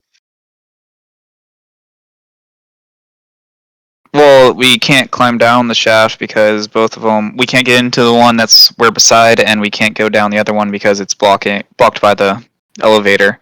So the only way is up. So one thing that I could think to do that's semi-dangerous is to have the homunculus fly up a rope and try to secure it, and then have people go up with climbing equipment. We all have climbing There's already equipment. a chain. You could, the rope is probably not as good to climb as the chain is. The chain has handholds. Oh yeah. Maybe more dangerous. You can't really mangle your fingers in a rope where you can in a chain, but. And with our climbing gear, and the chain's not moving anytime soon, anyways, until we get done, we can clamp onto it. So yeah, dangers of falling is lessened since constantly we decided vibrates. But yeah, but you're right. we all decided. Well, the three of us, I guess, decided to buy climbing gear for everyone. The only problem is that if you do fall, it's like a 200-foot drop into God knows what. The top of an elevator. So it's only 200 feet of gravity. Yeah, It's not so bad. not so bad. Only 70 damage on average. That might be the only way forward. Unless we can try looking into the other doors. You said there was. I'll send him back down and report what's going on. And you said there was two other doors that had different shaped keys. One was a tiny key and one was a cylindrical key. No, that's the same one. It's tiny and cylindrical. Yeah. I'm still like sure that figurine is what we're looking for. You can grab it. Don't stop you. Right. Well, I think moving some rocks is preferable to climbing a 200-foot drop. So I'm gonna try that first. I can also Cool, try athletics. pickaxing it. Yep. Pickaxing rocks. Yeah, that's an idea. Yeah, I asked Moog, hey, you mind giving me a hand? Not a problem. All right, so you're able to get across the pit. Let's not go through 10 acrobatics checks or athletics checks again. You've proven that you have the wherewithal to get past it. In fact, one of these levers closes the pit, so there's an option as well. Whatever way of looking at it, you bypass the pit. Nice. See if we can get that I figurine. stomp on it.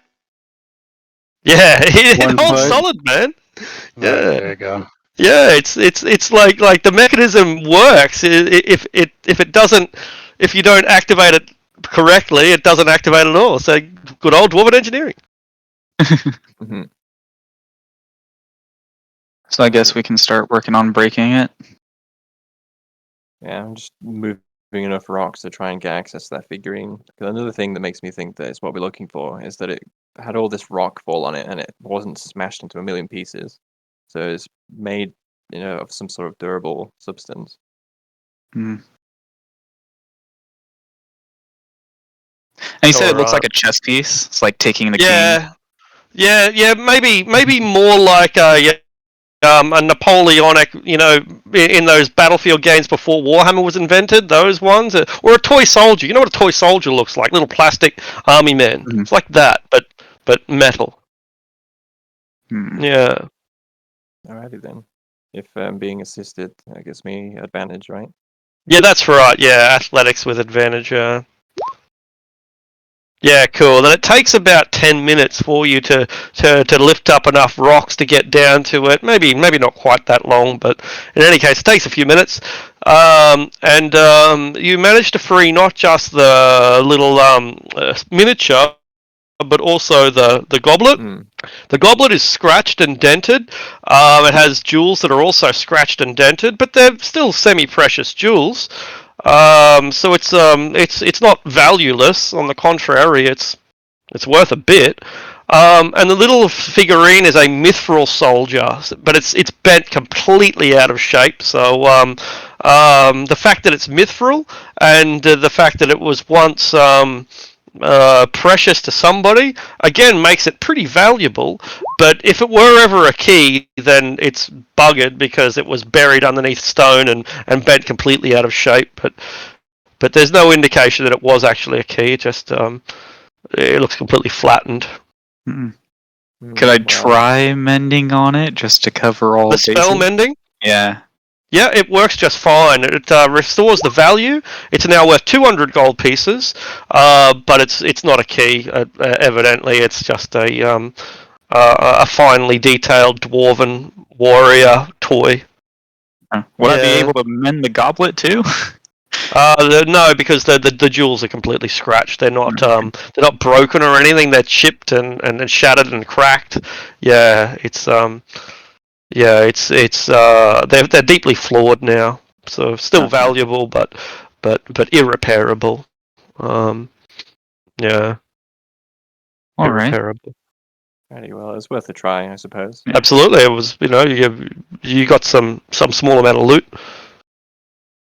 We can try investigating the feast hall and go back to the Lord's room as well and see if there's anything of import.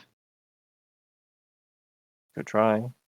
I'm pretty sure that the climbing the shaft idea should be left as a last resort There's because of always the that like possible locked room to the north. implications. Yeah. True. Yeah, that's right. That's with the tumbler lock. Yeah. If someone wants to try and fiddle with that.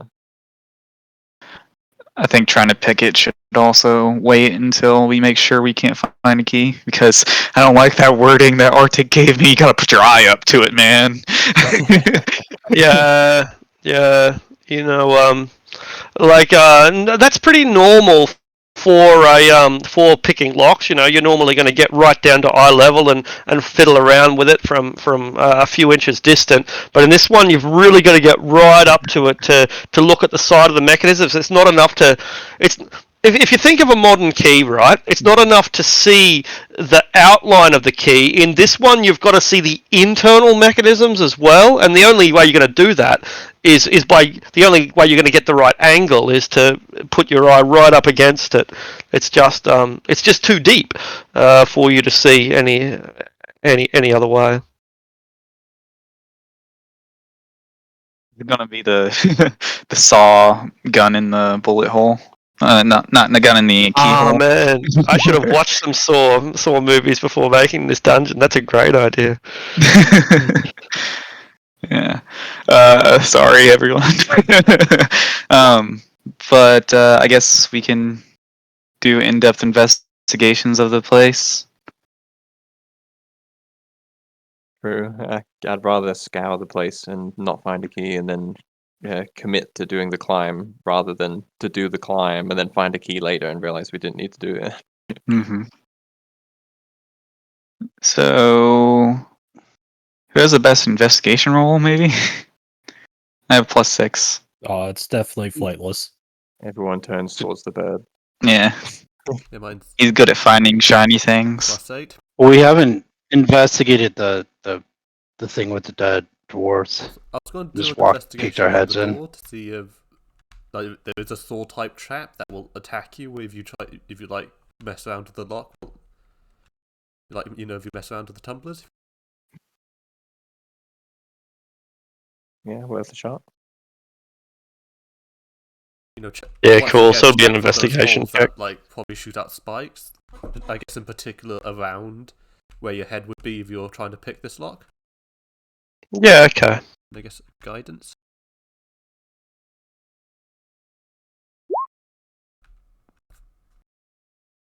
Not that you needed it.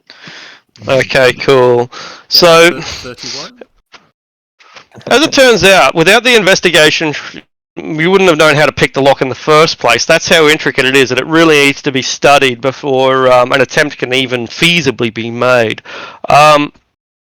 So let me see if I can explain this correctly.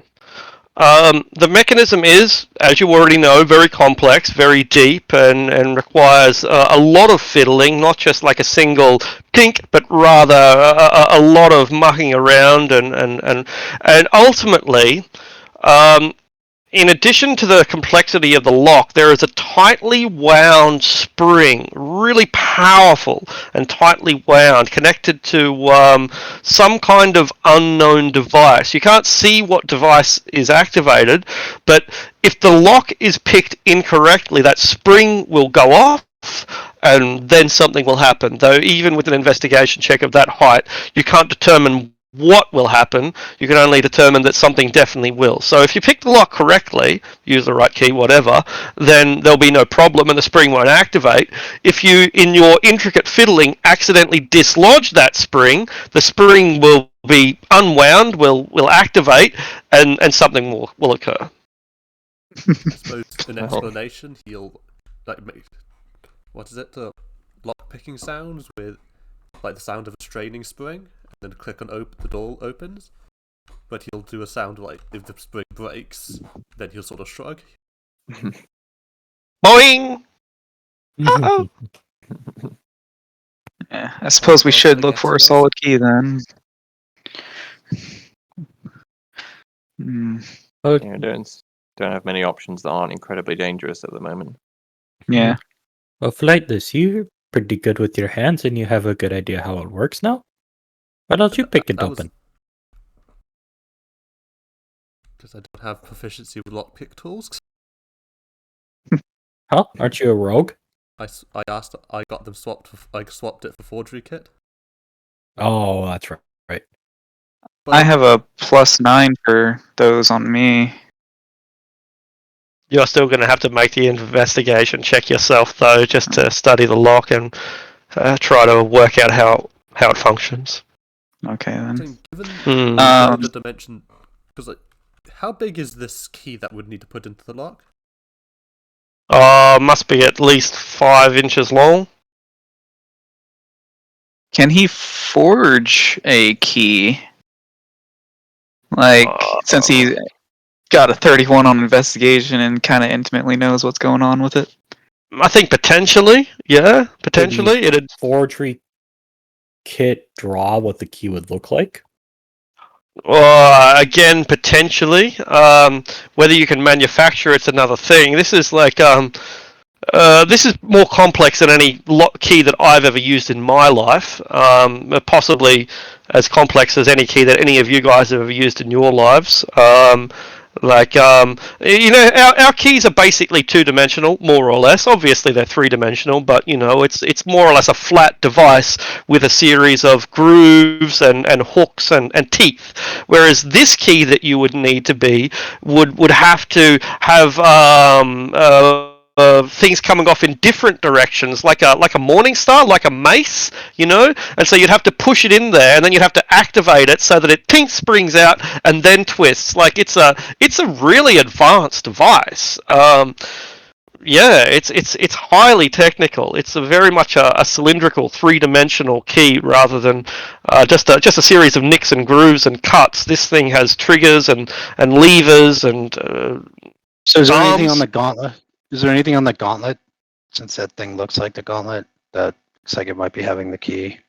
And the gauntlet doesn't seem to have anything, no. But there was a golem upstairs that had that symbol of the gauntlet. But this tumbler has no such iconography. I might be able to make the thing if he's able to draw it. I have jeweler's tools. I feel like jeweler's tools would be great at making an intricate piece like that. Yep, that's We can use the sure. mithril It's not a bad as the idea. base. Yep.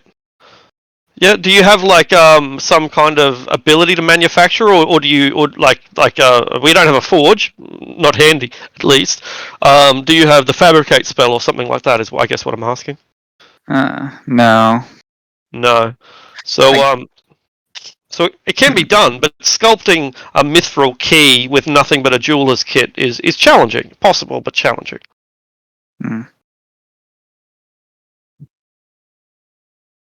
Hmm. Have guidance. Yeah. Well, the figurine we got is pretty small. Perhaps if you were to heat it up with like heat metal or something, and then work it into the shape of a key. Yep, heat metal is a good. That's a nice substitute. Yeah, mithril is quite soft, so heat metal will make it pliable. Okay, then I guess I'll heat metal and work on it with jeweler's tools.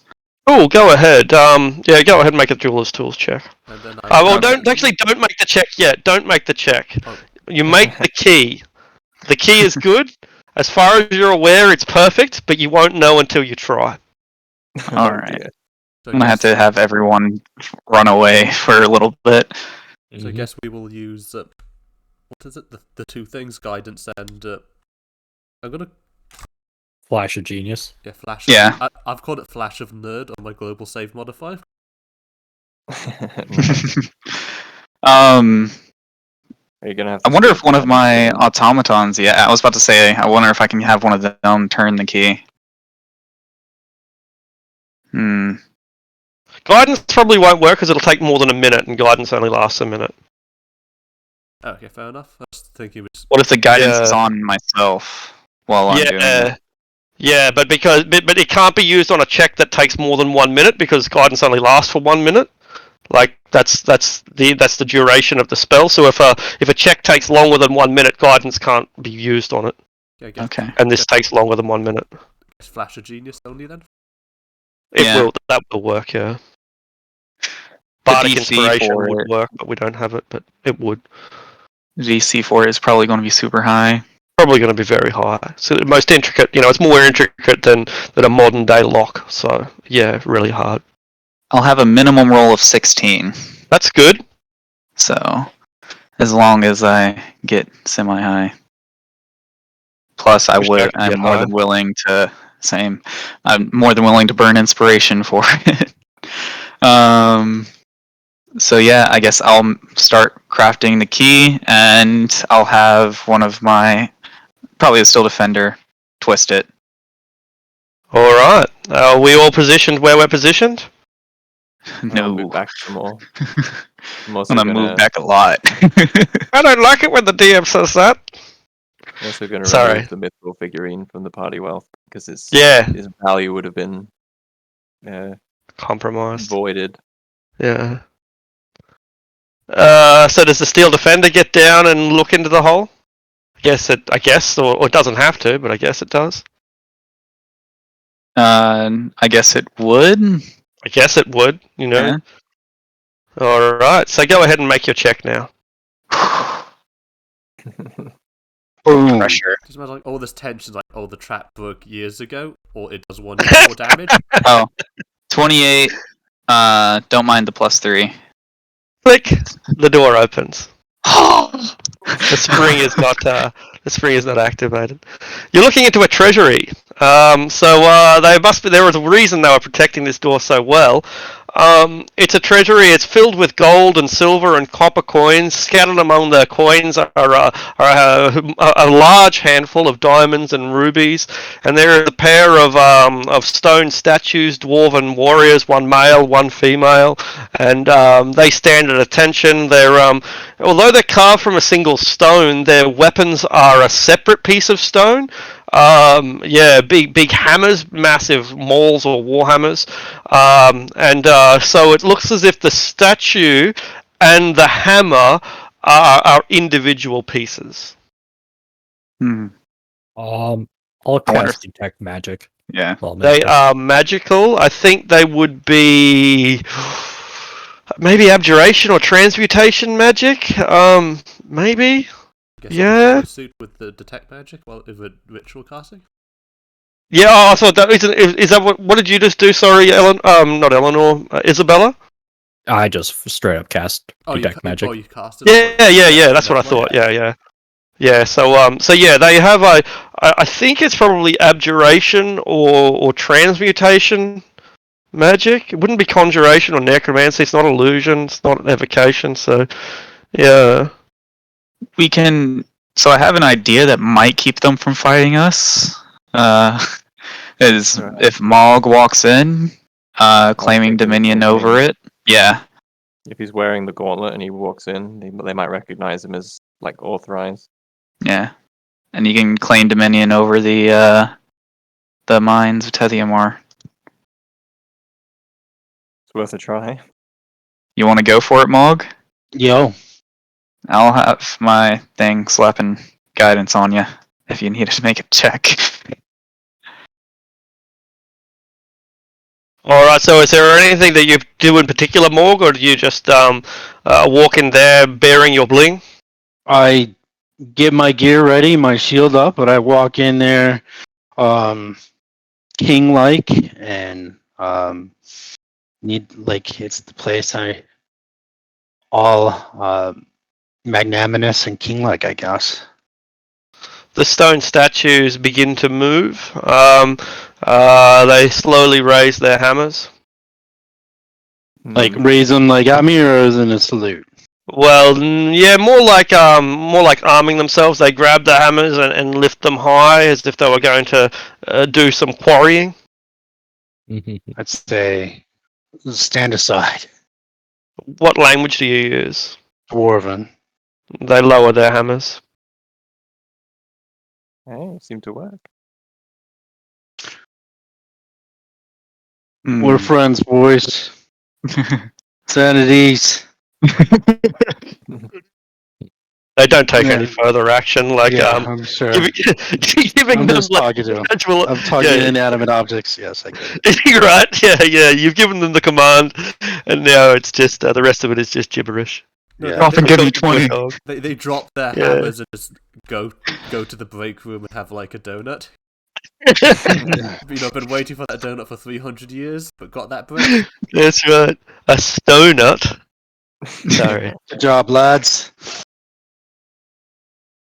Okay. Alright. So yeah, piles and piles of treasure.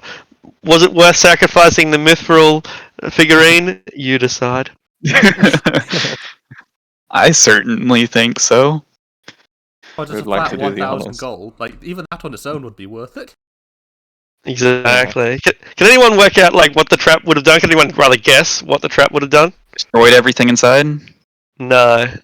Okay, the spring would have Ah. broken, and that would... Maybe it would have caused something to fling out of the room.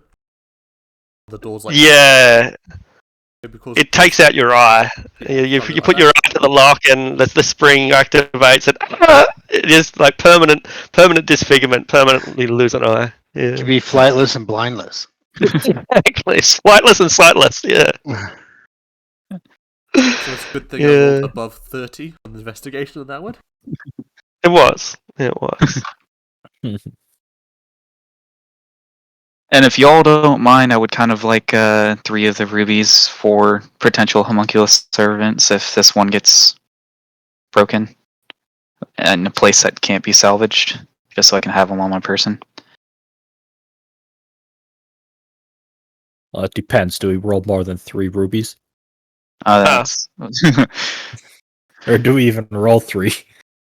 Two Yeah, it's for too possible that you don't. decent A good 17,000 gold. Indeed. So Some look, diamonds. we are some of the richest people in Oh, I thought the world I thought now. we just had Certainly. I thought we just had diamonds worth 1,000 gold. I didn't read it properly. No, lots of diamonds. Like we're probably the richest people in the Dales now, or maybe not the richest. You know, people like Elminster and Storm, they've got property that is of countless value, all their magic items. But you know, we would be among the top 20 wealthiest people in the Dales, and probably among the top 1,000 wealthiest people in the world. Maybe not. Maybe not. But Well, when you know what I mean. Isabella has the Zentarum execute everyone when we leave. there we She'll go. be the richest person in the world. There we go. That's right. The richest person in Anarok, at least, you know, at least you can claim that with a relative amount of certainty. I would fly to wherever you are and personally kill you. Oh, looks like the new person's here to betray the party to take all this. Hooray! It's like, so I Dragon heard attack. something through the 4th wall. Just everyone turns on them. That's Moog it. just turns around, waves his gauntlet, and says, "Deal with these intruders." Moog the Conqueror. Statues. Done. I like this idea. Now, do we just pocket this stuff into the bag and keep on adventuring, or call this a done deal for now? I'm sure there We must got be more stuff to plan. clear. Yeah, I am completely fine with that. Can I reference my book to see exactly what these are, or would they not be in the Marvelous Inventions book? The statues or the lock? What do you mean? The statues. Yeah, they're stone golems. Yeah, stone golems. Ah. Are we going to bother with the copper pieces? I assume not. For throwing at the peasants, of course. How many copper? Over 10,000. Yeah. Each coin is worth. Well, rather, each group of 50 coins is worth £1. Mm-hmm. Say nothing of the difficulty in carrying that many. You know, it's one thing to have the weight. It's another thing to have 20,000 coins in a sack. Yeah. What race were those guards that let us in here originally? Human. Were they? Or I thought they There's were. hobgoblins as And well. hobgoblins, yeah. Humans in charge, hobgoblin servants, yeah. We can offer Go kill it them. as well as part of the double Zentarum agents. We could offer it as pay for securing the fort while we were away, and also have allies within the Zentarum that don't know we're not Zentarum, although Isabella's still probably Zentarum. Oh yeah, but we still haven't cleared the mines, really. Like we just one floor. But yeah, I'm saying we can keep them and like donate it to the cause, I guess. I wouldn't. I would kill. I would. Mo wants to go up there and kill the hobgoblins and the humans guarding this because they're obviously in league with hobgoblins, and get a messenger out to dwarves that the mine is starting to be recaptured. Send assistance, but that's he's got. That's only selfish dwarven realm building stuff.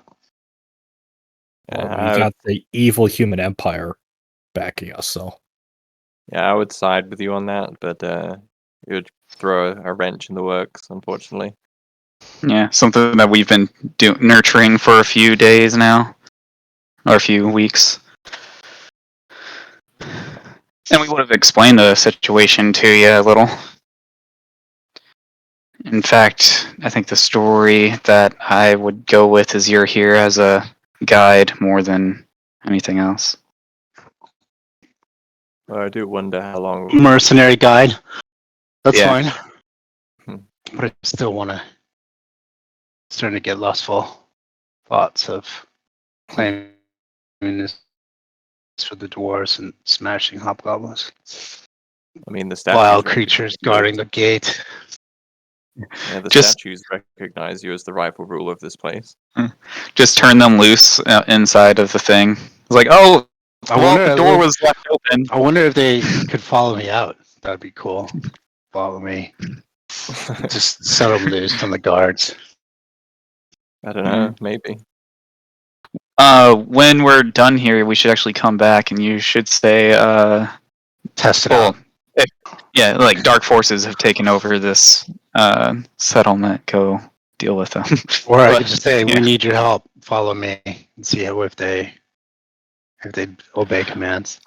Well, the point is to show them as monsters of the dungeon and not in league with us. Yeah, but You know. they're. Yeah, I get it, but I'm just saying. Oh, you mean call the guards in and then have them just. Yeah, Gotcha. but I think for now we'll just continue our exploration. Or Yeah. possibly Well- have them go out from the guard's perspective. It'd be like we went in and then they heard nothing for like 40, 50 minutes. And then all of a sudden, two massive statues emerge and start killing everyone. Yeah, or we could just post them at the front of the hallway and say, "Need this." Oh yeah, guard the entrance of the Yeah. Tethyamar. I'm just gonna say, do you want me to ask them as a group? Should I start giving the command to see if they obey? Just make sure we've like scooped up all the loot first, Yeah. and then we'll give it a try. If they obeyed, stand down. They might obey other things. Try leading it with as the new leader of Tethyamar, I commend thee, or some shit like that. Yeah, well, I mean, they're already listening, so there's got some kind of guidance in their direction where they are listening to dwarves. So who knows? So whenever you guys say, we could do that now, later, but we could post them as guard at the end of the hallway and just see if that works. Yeah. Or they might just give me the finger and say "fuck off." So one way to find out. Yep. Yeah. Do we want to get out of the doorway in case they start marching immediately? Probably. Or you guys just clear the path, go out, and just leave. No, just leave me there, and I'll have them follow me. Well, hey, if Do they you can want to go into do- the? if they can do some more complex tasks, was there an exit out of this room, or was it just a death trap? That was just a death trap. All right, I was gonna say we could use them to clear the rubble, but not necessary. So you guys ready? Go for it. All right, follow me. Give that command to those guys and start walking out and see what they do. Yeah. They walk as far as the front door, but go no further. All They must protect that room in particular. right. Well, then I tell them go back to guarding. They do exactly that. So there must be some perimeter on the spell. Obviously. All right. So there was no other doorways beyond those. There was And the one. poison. There was one door we have yet to open. Which one head was back, that? if we head back this way. Going and then down here. In this room, we haven't gone in this door yet. It also has a lock similar to the one that we just opened. I'm not sure. I if thought it's the this one same was lock. welded. Is it? No, pretty sure the one to the north was welded. This one has a lock on it. Is it the same key? I don't know. This one, the elevator on this one is down the bottom, so this is just like a chain that descends up and down, but you can't see the bottom because this door, right? That door, yeah, that door was no, that door just has a lock. Yeah, it's just locked. So I just don't think we've attempted to open it. I don't think. Let's see. Okay, so this one, this has a lock that is pretty similar to the lock. Okay, so the way this one works is it's about 5 inches long, like the last one. It's more broad. It's probably about 1.5 inches wide instead of just like half an inch. It's a lot broader, but still. The unlocking mechanism is not on the cylinder, but rather on an offshoot of the cylinder. So how to describe that? Maybe if I draw it, it would help. So imagine that this is the cylinder. The mechanism to opening it is up here. Does that make sense? Mm-hmm. Like a pipe. So it's kind of like more of a.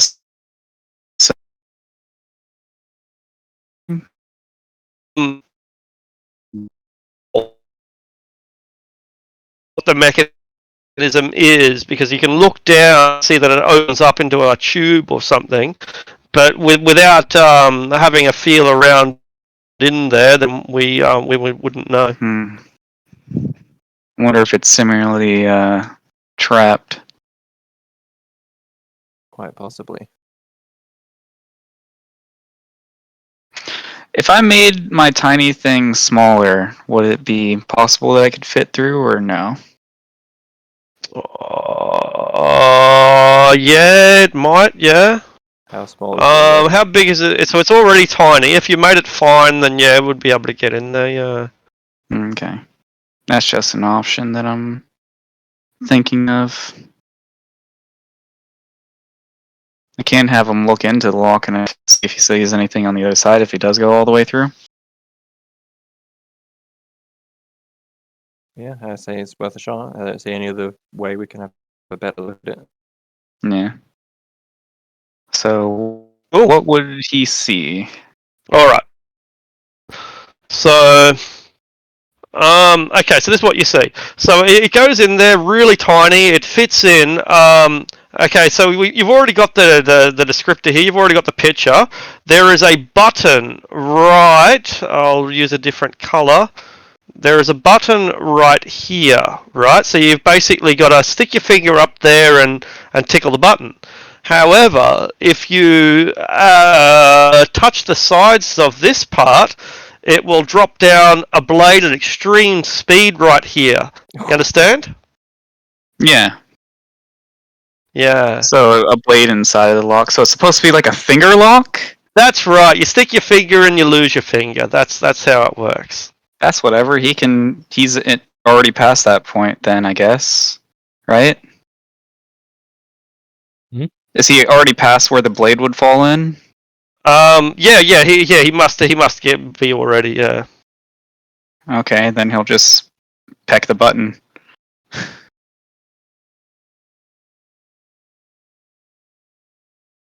All right. Give him a some kind of check. I guess if it's not thieves' tools, then what would it be? Sleight of hand or something? If he has no skills, I guess he has no skills. So just make a straight acrobatics, dexterity.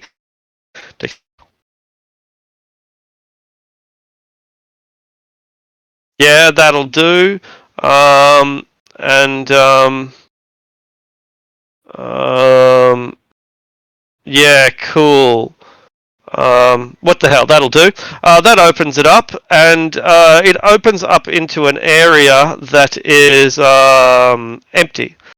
You find a grand total of 7 copper pieces. That would be shitty to lose a finger for. Treasure of Tethyamar. The fingers that we lost along the way. That's funny. I guess if Isabel still has detect magic going, does it reveal? Like, would it reveal anything to her? They are non-magical copper coins. Is there But anything nothing in else the room either. going on in the room? No, it looks like it's probably like a false treasury. You know, yeah. Okay.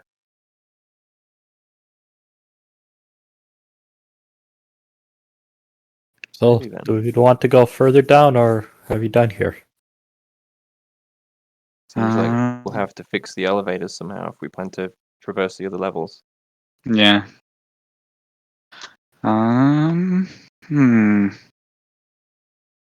I've also exhausted all my second level spells.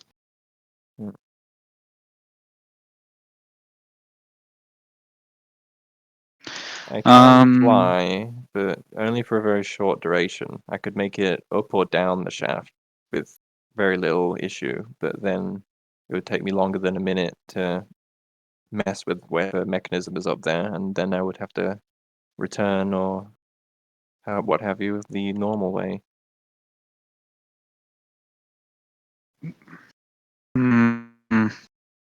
We could try just climbing up there. Do you have the tool proficiencies or anything to try to fix it? I don't, unfortunately. Even now, I know very little about these mechanical contraptions.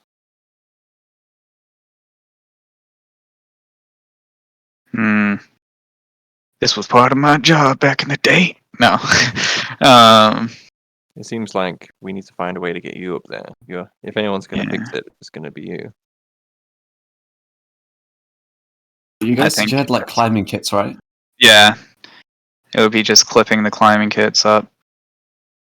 So I could like use my climbing speed and just climb up ahead and set them up. Yeah.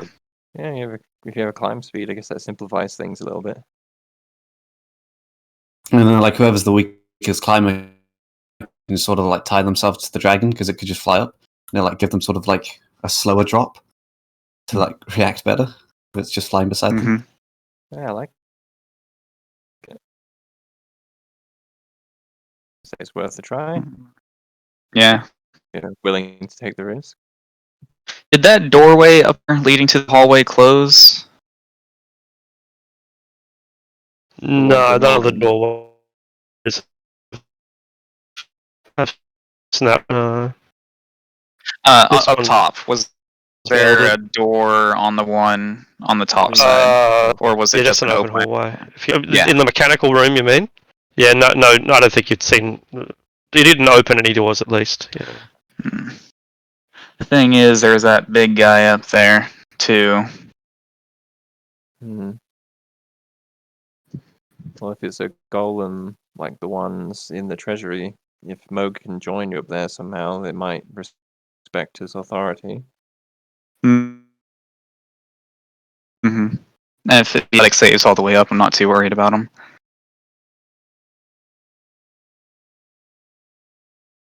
Well, then, is that what we want to do? We're going to risk the climb to try and fix the elevator system? Sure. Yeah. It may also help that I'm a clan crafter of the Dell Zone. Possibly. Hey, Isabella, you're a wizard, right? Do you have any magic that could fly us or levitate us? Anything of that sort? I don't. Fortunate. Hmm. Do we want to do this now or rest up a little bit? I don't suppose we're in any particular rush. If y'all are fine with a long rest, I would like to have my spells back for a potential fight with a golem. Especially because a lot of my spells have been really useful in getting through here. Hit points back. If we manage to get through it uninterrupted. Yeah. Do we want to head back out of the mines to do that? If there's barracks and stuff upstairs we could send. Rest. 8 hours. 8 hours. We go back and sleep with the dead dwarf. Yeah, that's what I was thinking. Nice cozy bedroom. Hidden. There's a little secret passage to get in there. It's unlikely with the Mhm. Sadly, I don't have a spell slot for Arcane Lock for the door. Oh. Is it worth sending a little message to the gods? If we're gone for 8 or 9 hours, no word, they might stop it, come in and us or something, who knows? Well, that's why I was thinking head back that way. Sleep up there. I feel like the risk of assassination is kind of high, though. Right. I have to agree, I'm not particularly keen on sleeping Yeah. among The gods. factions might try to overthrow you specifically, Nah. Isabella. Nah. There isn't faction anymore. It's just the one guy. Right? For what you know. But I could send a message to them with one of my wooden blocks, which I can have my steel defender run out, tap it, gives the message, and then he runs back. Can do. You can just tell them that we're still alive and we're just still searching. Hmm.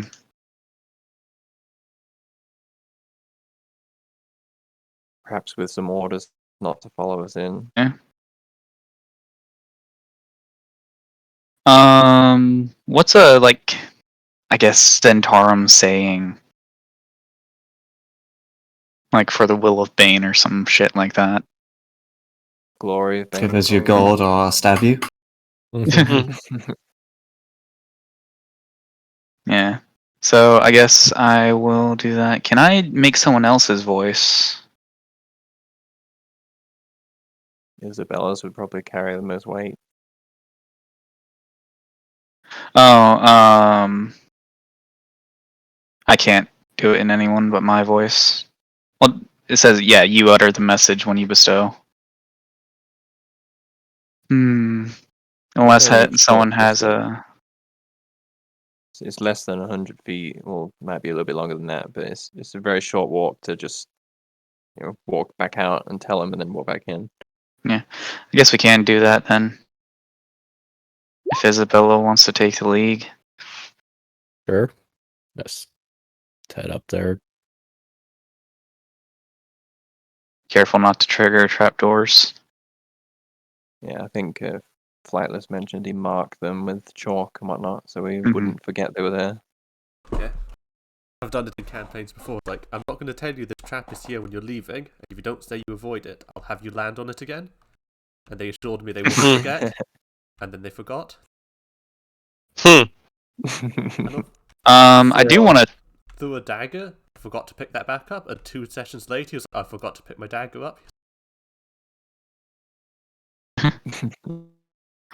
I do want to just poke this to make sure it's not a real one going the other way. The best trick Nice. is an illusion one way, but a real Still trap illusionary, the other way. hallucinatory Okay. terrain. It is. Yeah. It's pretty cool. Are these doors still open? They are. Yeah. Okay. Just come out like we didn't find anything, but we're still looking. Yeah, yeah. So you go back up to the other level. No real need to change maps though. Assuming that we're coming back down here again.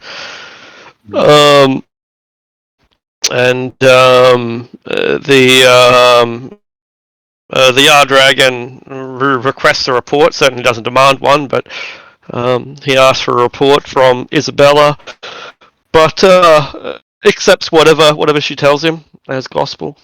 Well, we haven't found too much yet, just a few gold here and there, some fine silverware. Traps, lots of traps. But no casualties, man. Not yet. Since you have found gold, ma'am, should I give the order to keep the gates closed until your return? Yes, that is the best solution. Very well. The gates. He gives the order to shut the gates for 48 hours. Does he know the code? I think you I'd hope so. or I Oh, can't. you're not the magic door. Wait, just the front door. Okay, so we want to be closing the adamantine or mithril adamantine. we'll walk to the line itself, though. Yeah, the Anarok door. Yeah. Okay. Poor Finnick has been trapped inside. We didn't bring our rabbit with us. Or if you go ring a biscuit. I suggest that Curiosity when killed the we rabbit. yeah, I suggest that when we do go back in, we close the bars by just hitting that lever. Yeah, why not? Because I don't know how they would open it. We only opened it on the off chance that I actually picked up something that was useful. Good point. We'll close the bars as well. Then. Sounds good. Did The it- bars are closed. Close on us in, or No, not close us yet, out, I mean? but they will close. So I just put it down there because I didn't expect you to walk backwards. So All we're right. in the. Then whenever everyone's through, we'll just click. So we're the all thing mended shut. up again? We will be Hold on. when we take our rest. Oh, we didn't yet. Are we That's doing fine. it? No, everyone's re-exploring it, and I'm not exactly sure why. So I saw people moving back in. I thought we were just- Yeah, they were gonna go take our rest in the. well, Nice yeah. little- What the hell? It makes no difference. So what the fuck? You're back in there. How do so you are how we do you saying get we in were- though? Because the gate's closed. So how do you get back in? Oh, they do. They do. Oh. I'm not. Oh no, you're not. No, you're not. So how do you get back in? Did he close the gates? You said Or you did they did. close automatically? You were saying They you closed closed the automatically. gates. The main Oh, they door, close like, automatically. represent Hmm. part of the cave. I think these doors have a timer. Yeah, that's correct. Yeah. We'll open them in the same way Yeah. we did before. And how was that? I think we had the Code. So I think we're all misunderstanding. There's the front gate, which lead to Anna. The trap gate that is mechanically operated that has the riddle doesn't shut itself. The front gates to this complex do. I think we had the homunculus go through the murder hole and pull the lever. That works, and the gates are opening. All right. I Yeah, think we were cool. So it's gonna- not a big inconvenience, and maybe it was superfluous making you go through it again, but that's what happens. I guess it's also. We come to the possible 4 bars. What are we? That's it. And with couple of bars. The homunculus is able to open them like last time, and we're able to get past them. and we will avoid the chalk on the floor. Cool. Yeah. Yeah. It's like we walk in and the dungeon's rearranged. Like, fuck. Yeah. What is it? Like a rogue That is a good- randomly generates each time. And when what's it? Yes. Like Yes. like in Dark Souls, we rest at the bonfire, so the monsters are back. Yeah. That's right. Yeah, I think we were gonna take the rest in here, since it seems like a safe place to do it. Yeah. Oh, I thought we were resting upstairs. In that case, yeah, the gate didn't close after all. It doesn't close that quickly, but it will be closed by the time you finish your rest. Okay, cool. So it was actually me doing most of the misunderstanding. In any case, you get your 8-hour rest. The clinking every 3 seconds becomes rhythmic, a little bit like having rain fall on a tin roof, almost hypnotic. And you stop hearing it after a while. It just your brain just phases it out. Also, I've lost where everyone went. They went up into the secret door. Yep, that's right. You're following the right path. That's it. Cool. So yeah, no, it was me who was misunderstanding as much as anything else. 8 hours pass, and you're fully charged. Nice. Try and tackle these elevators. Yeah. Yep. So which of the 2 shafts are we going to try and climb? The little left or one. the large one? We can't. So there's nothing in the large one except for a door that is sealed shut to the top of the mountain or whatever. And this is the only one that's accessible. All right, who's going up? I assume you and Marg as well, probably. Yeah, Finnick's going first and setting up all of our climbing gear. I do want to set up the homunculus. If the golem's in the same spot, I guess he could just peek in and then report that he's in the same spot. Fair enough. Would he be in the same spot, Arctic, or should I go ahead and send him up? I was trying to find where the Drake was. I didn't hear the question. Sorry, the Drake's gone. Okay, cool. Then I'll just copy and paste hours. Finnick. Okay, cool. I'll put Finnick at the top of the elevator shaft since I know that she can climb up there without an issue. So Jake, if you just scroll directly up, you should see where your character is. Yes, I see. Yeah, cool. Big mechanical room, massive gears. This cog is missing a tooth and thus cannot progress further. It's a little bit hot. There's some sort of heat energy which is causing it to heat up. Not to the point where it burns you, but to the point where it's uncomfortable. Clank, clank, clank every 3 seconds. Yeah. There is a orc's body, or maybe more than one orc, jammed within it. So it's not just a missing tooth, but also debris, namely bone, that is clogging the function of the mechanical device. Were they able to set up the climbing gear all the way up? Oh yeah. Yeah, it's only stone, so you could drive pittons into the stone.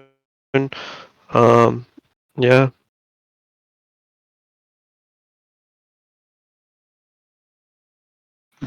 Can anyone fail a DC 5 check? Athletics? I can. I Alright.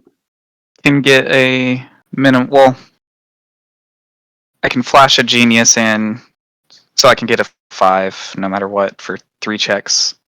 But if it's going to require Flash Genius, since that's a limited thing, then you're going to have to make the checks. Yeah, Okay. because there's multiple checks. You do one climbing check for every turn, and because it's 200 feet, and because you move at half speed, that's 7 turns. So that's a lot of checks. DC is only 5, but the potential for failure over 7 times is pretty damn high. Mine is If 8. you My so lowest you- I can roll is 8. Yeah, so you're fine. So I'll move Moog straight up there. He has no challenge. Are we all going up? I think it's just the I think it's just Moog and me. Where do I go? Up there. Yeah, I've copy pasted you. Just scroll up Oh, and you'll cool. find yourself. Thank you. I Yeah. suppose it depends What how the- big up there is. Didn't hear that. Sorry. So I was saying, I guess it just depends how big up. If you go up and there's like one room, like there's no point sending the entire party to explore the Pretty one big room. Okay. It's you a said pretty. there are bones and stuff in the gears. Can I Yeah, just that's move them? right. No, you can't just move them, but you could potentially, lever it open so that you could stick your hand in there into the mechanism while it moves to pull them out. It's really fucking dangerous, but it's possible. It's got to be done if you want to get the mechanism moving again. You have to clear it. Yeah. So it's a multi-stage process to get this thing working again, and exactly how we do it is up to us. Behind the scenes, this is what we call a 4-6 check, where you need to get 4 successes out of 6 attempts, and you can use whatever skills that you want. Athletics might be a skill because you're using raw strength to pry the bars open, and a sleight of hand might be a skill because you want to snatch it away really quickly. Investigation, thieves' tools, and so on. There are a variety of skills that you might use. It's up to you to determine which ones you want to use. No character can do more than 2 skills, and no skill can be used more than twice. I'd wait till I get So up it's there, a team though. effort. Am I cool to look around what's around this corner? Absolutely. I mean, Eric, Pull people over. We do know what's around the corner. There's a golem down the way from when I had investigated earlier. pulling people up will wear you out, so you can potentially do it, but you'll have to make strength saving throws, and if you fail, you'll drop them. Okay. Well, Yeah. is there any way to wrap it around something like a gear, or like a, so that I could just pull and get like a lever, more or less, that make it easier. When you wrap around 2 absolutely. different gears, you just the pull is much lighter. You're not. Yeah, you're basically reducing the weight, Yeah. through engineering. Yeah, Yeah. absolutely. Yeah, that's certainly possible. Yeah. Cool. Would the Yeah, climbing gear? But then instead of it being a strength check, it'll then become some other check there's no engineering skill, sadly. I hate that fact. History or something. Although it is simple enough for us in the modern era to know about, there's still potential for failure among some dude who lives in the medieval era who has only a basic understanding of engineering. If nothing else, then the rope can become frayed and snap. Okay.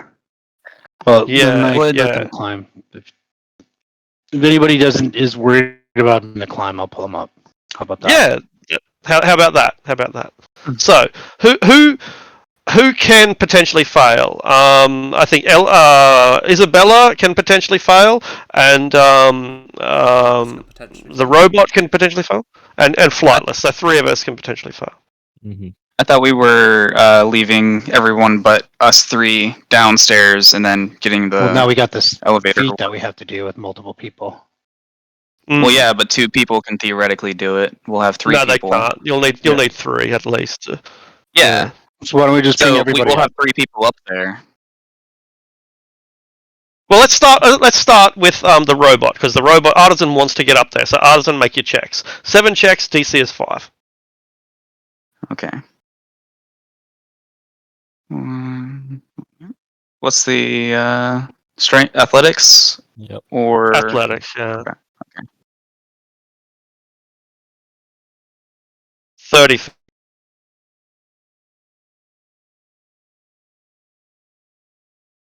60 feet. 4. Flash of Genius. So you're 90 feet up and you fall? A Flash of Genius, so add 3. Right, okay, that'll be fine. So that's 90 feet.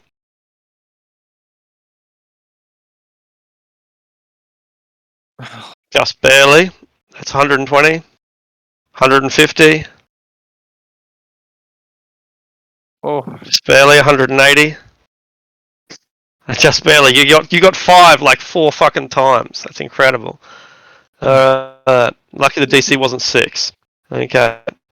That's pretty amusing. Okay, copy and paste. I'll scroll you back up there. There are now 3 of you up there. If you wish to do it with just you 3, it's possible. You'll need to get 4 successes out of 6 checks. Nobody can do this any check. Nobody can make more than 2 checks, and no skill can be used more than twice. Can I use Tinker Tools? Yes. So how? Tell me how. Absolutely, but tell me how. So, using my knowledge of how mechanical things work, Yeah. I'm able to use my tools to provide enough leverage to, mathematically, I guess, provide enough leverage to free the debris. Yeah, absolutely. Cool. That's great. Yeah. So just a few strategic hits here and there to get rid of a bit of the broken bone, perhaps. Pulls out his big old cheater bar. There we go. Yep. Yeah, that's fine. Okay, cool. Yep. So you can make 2 checks, and you can use the same skill twice. So you get in there. You're not happy with what you've done. You get in there again. 2 out of the 6 checks have been passed. We've used all the Tinker Tools checks we can do. We've used all of Artisan's checks. So that's we're at 2 at 4. Who's next? Moog. I've got that those athletics. And then I've got those gauntlets that give the advantage on strength, so Is it just strength saving throws or is it strength checks? strength saving throws. Yeah, this isn't a saving throw, it's just a Okay. check. Yeah. But I think the guidance is going to be enough. The DC is 15, so with just enough guidance, you're able to jam it open. What do you do next? That's my only good one. Strength. All right, so you can make an athletics check again if you want, as long as you're able to describe how you apply it twice. I don't know, moving So it. I guess. Yeah, good. So the first one might be jamming it open with a crowbar. The second one is just forcing the bone and the broken metal out of the way so that it could potentially start moving again. Okay, now it's that's our 4 checks, all successful. So we've gotten the 4 out of the 6, and the mechanism starts working again. Clunk, clunk, clunk, clunk, clunk, clunk, clunk, clunk, clunk, clunk, clunk, clunk. It's still missing the tooth, but because we've cleared the debris, the whole thing starts functioning, and the elevator starts rising. Ooh. After 2 minutes, the elevator reaches our level and stops. So the elevator is at whose level? At the top level? At the medium level. Yeah, from the bottom to the medium. Are there any levers or switches inside the elevator? No, the elevator, the levers are outside over here. And then, everyone, get inside. And I'll pull with the mage hand. Yeah, cool. The lever operated itself, like it moved itself up to the middle, from the bottom up to the middle. But when you activate it prematurely, it moves prematurely. So instead of waiting here on this level, which it would have done, instead you operate it manually and it goes up. So I'll copy, I'll paste, and we're all up the top level now. We've made it. That was dope. I wonder if it listens to magic, like voice command. I think it's just a clock timer. Oh, maybe. That's cool. Do we want to go and confront the machination before we investigate further? Could possibly be a threat, so we should deal with it.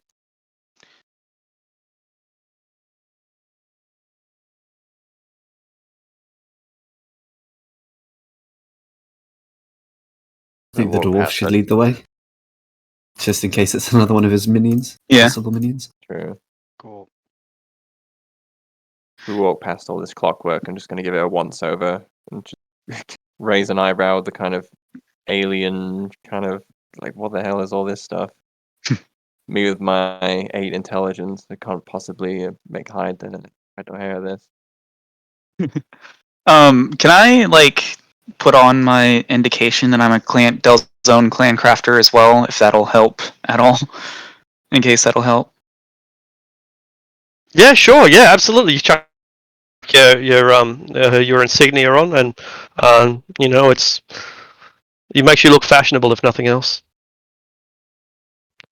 The iron golem turns its head to look towards you. Oh shit.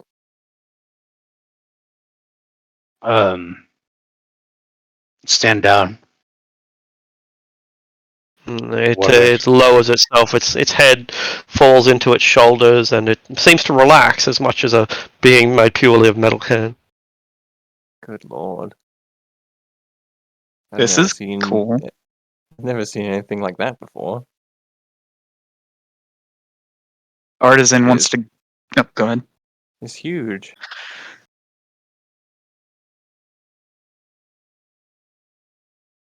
So this is another elevator? That's Yeah. right, and this one is rising. It reaches the middle level, clunk. It's out of sync with the one that we were operating, and it reaches the middle level, and it seems to stop there for a while. Is there another level up or lever up here? Yeah, there are levers on this side as well, yeah. This is the opposite one that we were at before. Mm. Yeah, that's right. Do we Guess want I'll- to... Oh, go ahead. Oh, I was just gonna call the elevator. Yeah, cool. And so it was stopping at the middle level. It restarts again and comes up. It takes about a 2-minute process for it to travel to 200 feet. Hmm. And it reaches us. And now the 2 ways up here are blocked, so that's another layer of security. Well, not really. They could pull a lever. Oh, yeah. Well, we'd know.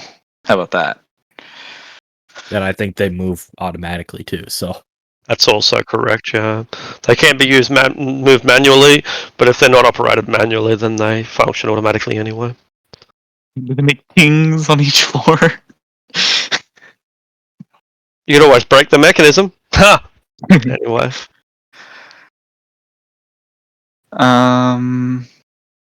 From here, So it's I on guess its we way can- up now. It'll be here in under 2 minutes. Do we want to wait for it to come up? It's only a few minutes. I'm sure we can wait patiently.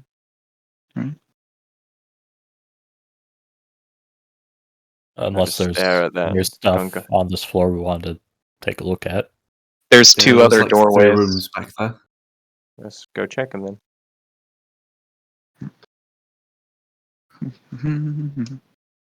Alright, so you return back down the corridor. Your feet echo through the narrow passages. You're leaving the first footprints that have been through here in a considerable amount of time.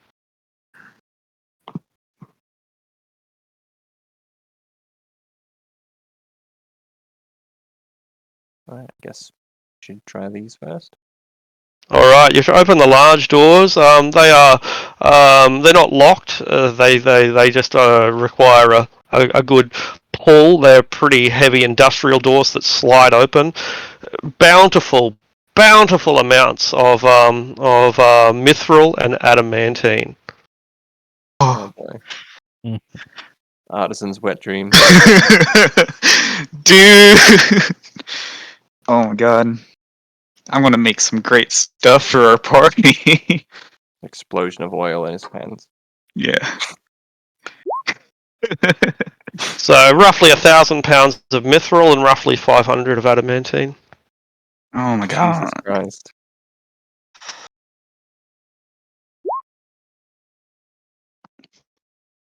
And like each pound is worth a huge amount. Priceless. What was the poundage requirement or poundage maximum of a bag? Was it 500 pounds? Of a bag of I holding. don't remember. Yeah, I can't remember, but it's in the compendium, so if you click on the eye, it should tell you. Okay.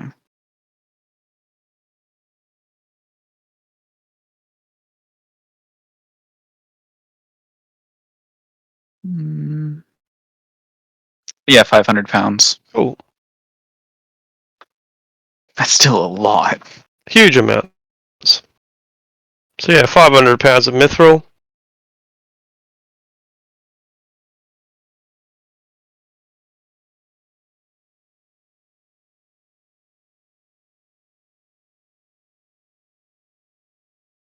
And about 500 pounds of adamantine as well. So I can make 2 of these. 2 bags of holding. Alright. As long as the bags of holding contain nothing else, then you can carry all the mithril and all the adamantine. What about Nothing all else the is of gold value. and the diamonds? Is that even in value compared to the? Yeah, only the gems can compare in a weight per money value. Yeah, it's worth more than platinum. It's worth actually mithril's worth exactly the same as platinum. I think 50 coins is £1. So yeah, mithril and platinum are the same value, and adamantine is 3 times as expensive.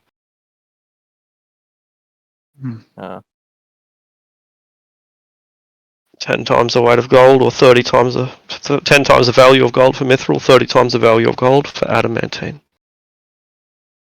So it says whenever you finish a long rest, if I didn't have an infusion done already, well, I still had 1 spare infusion, would I be able to apply it now, or would I have to wait till after the next long rest? I don't really understand, but I'd say after, yeah. Okay. I thought you were giving me the repeating pistol. Yeah. I can get rid of, I okay. just yeah. wasn't sure if you were giving that to me or not. Yeah. I say that because you had said you had a skill that made it null and void or something along those lines. But if that's the case, then if that's not the case, then I'll have a bag of holding, and I can get rid of my enhanced weapon. Don't you guys have a cart? Could we like lock this all up and just go get your cart and come back for it?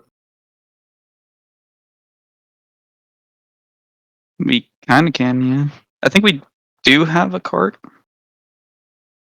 Yeah, but we didn't bring it back. Do we? We left it in Dagger Falls. Oh yeah, we did. Daggerford, I mean. Well, why we leave it there? That's the Zentarm's cart. I know that's what I said. That's what I told everyone. And they were like, "Nah, we've got a place here to leave it, so we'll leave it here."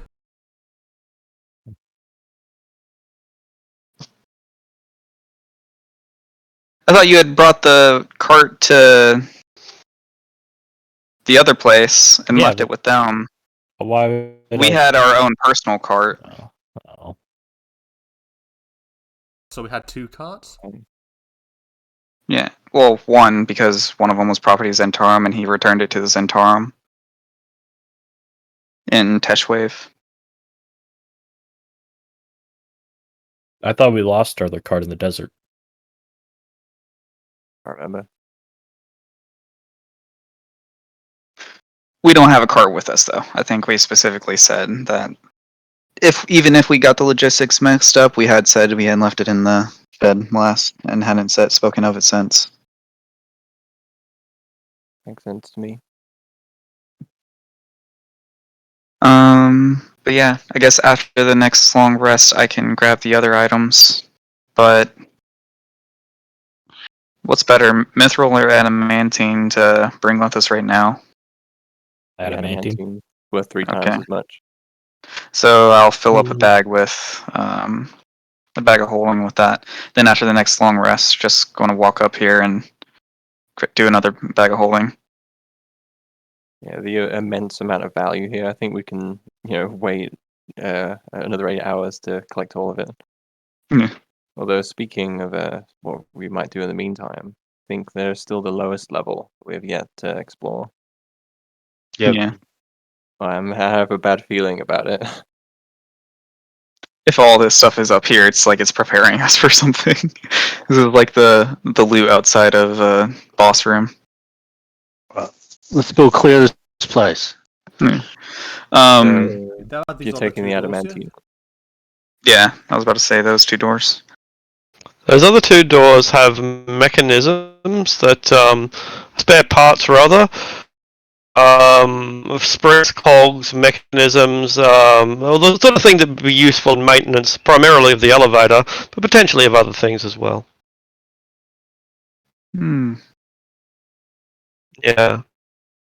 Can we inspect any of Um, them for useful items outside of just in here? Pistons, nuts, washers, bolts, spanners, screwdrivers.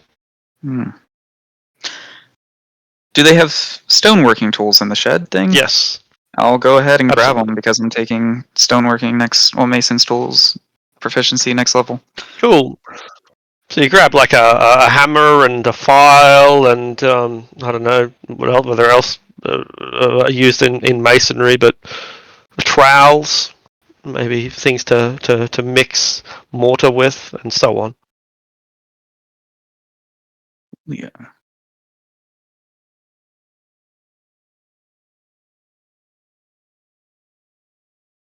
Does anyone else want anything to do with the tools?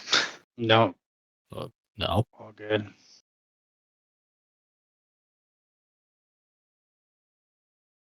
Well, then it seems to Should we me go get like the check on the elevator? Yeah. This elevator has reached our level. This one, clink. We need to go to the bottom level, right? this one Mhm. should go to the bottom. Yep. So I think the plan is check out the bottom level, and then long rest, collect the rest of the stuff, and then figure out what to do from there. hmm Kill everybody. Alright, so I'll move you all into a nice, easy to move clump, and the elevator begins to descend. It reaches the middle level and stops. Do we get out? I'll mage hand the down. You get it activated again, and it moves down into the bottom level. So if you all scroll down to the bottom, then you should find that you are in a room where the door has been breached.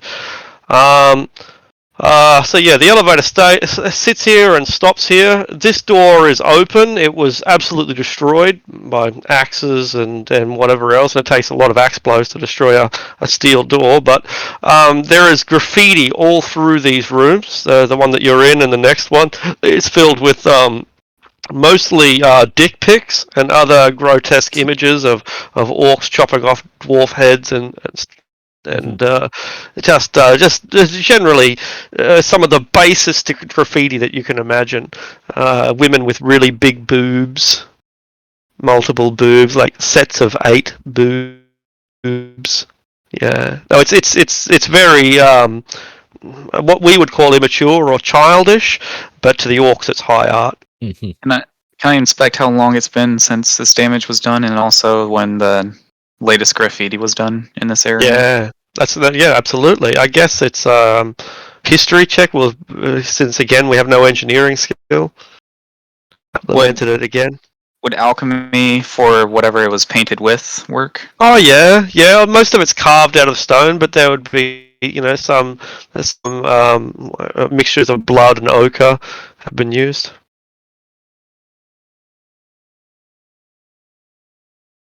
At least a century. Okay. I can imagine it's like a hipster orc just sat there like mixing blood and ochre together and then putting it on the wall. That's right. A bit of dwarf bone, for the white color chalk. Oh, Yeah, he wants to just, graffiti, but he's gonna do it right. Exactly. just as a side Eleanor? note, No. Yeah. I'm just going to add, just as a side note, the combined value of all of the loot we have, including coinage, jewels, and ore, is over 1 million gold. No, really? Really? Yeah. Really? If each Wow. pound of adamantine is worth that much, and each pound of mithril, then yeah, it's over 1 million gold. My goodness. Yeah, you're wealthier than I'd realised. Isabella, you had a comment? No. No. Richest king 1 million of the gold, land, and then he realised he gave him 50 Yeah. gold. Castle's going to be bought for 50 grand. Not I keep at least. Full blown castle's about 100 grand, so we could each buy a full blown castle. With up there. Like the adamantine alone is 700,000 nearly. Really? Wow. Yeah. Now we just have to find someone who's going to buy it, and there basically isn't anyone because no one's that rich. Yeah. Yeah. That's why you make Alright. cool shit to get more money. Sell it Indeed. all, crash the market, adamantine becomes worthless. Yeah, basically. Yeah. All right. This room here is it has a grand dais, and it looks like a tremendous battle, if not more than one battle, was waged here. There is a huge mechanical device that reminds you of Artisan, but on a colossal scale. That was it probably got 100 kills before it fell, but this thing has been utterly destroyed. A Warforged Titan. Countless orcs and trolls and ogres were scorched and crushed and hacked to pieces, but ultimately the horde of humanoids must have triumphed because the Warforged Titan is not only destroyed and not only disassembled, but most of the parts have been taken. There's only a few fragments of what it used to be. Its feet, a couple of its weapons, a bit of its paneling, in amongst the corpses of 100 individuals. Did I know him? Did you know him? Yeah. If his but head is intact. I guess you may have. No, you didn't. He was manufactured long after you were gone. Oh. So the art must have been preserved in one fashion or another. Can I tell what his name was? You can tell. You know, he was a class Titan. That's about all that you'd know. There's a. Is his head intact at all? Because there should be a crest. Oh That's yeah, his name. the crest was stolen. Part of his head is intact, but the crest was pretty enough that it got stolen. Okay. No fun. So y'all wait here for a little bit, and you come back. Artisan's like upgrading. Just like, I am Titan now. I will guard these. These doors. There was some things that I forgot to give you from the last room. Even though you probably feel like that you probably got enough, if not too much. Just let me make some adjustments. There was 40 gallons of machine oil, sets of engineers' tools and thieves' tools, and the schematics for the blueprints, the schematics for a large castle that has a pair of elevators in them. You said engineering tools? Yeah, that's right. Yeah, engineers' tools, whatever the hell that What are means. the schematics are for this place? Yeah. It does have a pair of elevators. It does look very similar. Wow, It would you looks look exactly like it. Yeah. Looks like the Oh, yeah. lowest level is actually the largest. And we're barely getting started. So we're right here at the. It looks Looks like there's a forge down there. Yeah. This must have been the industrial level where they actually shaped all this stuff. And then the mines to the left. Oh, nice. Yeah, that's do we want, because it looks like that was a lot, there's a lot of stuff, and we are pretty low leveled here. Do we want to continue going forward or upgrade with the mass upgrades we just received that just need to be crafted? Well, let's see what keep going down the mines here. Like, we don't have to go into the mines and start going Underdark stuff, but we can go to the right. Yeah. I do also get that, I think the gambler in me is like, time to cash out. Yeah. That's I suppose we'll continue on. Also, Use the forge to do the upgrades. is there a? Oh, go ahead. We're saying if it still works. Well, we can recon. We don't necessarily have to fight every boss. We haven't heard anything down here. It doesn't look like it's been disturbed for a long time, so we could check out all the, walk through a few rooms to the right and then call it a night. But It's coming up. There's intense heat coming from the right-hand side, by the way. If you look on your map, you might see that we're approaching an area filled with like a murder room. You know, it's a place that's extremely defensible or extremely hard to attack, depending on your perspective. And there is heat coming from this right-hand side, and maybe not smoke, but fumes. Yeah, hot fumes. Well, and which then is also, where else would visible. be a better place to forge than Right. in the dwarven mine? Adamantine and mithril have extremely high melting points, especially adamantine. And like iron melts at about 800 degrees Celsius. I have no idea what that is in Fahrenheit. But adamantine requires significantly high, like dragon breath, basically. So what am I Or going to recon? magma. It's a good point. Yeah, if we're Let's gonna recon the craft forge. something- Plus, with the Yeah, we're gonna elevators make now something. working, the nasties on this level can now get to the above levels. Yeah. True. But the forge is down here, so let's go check it out.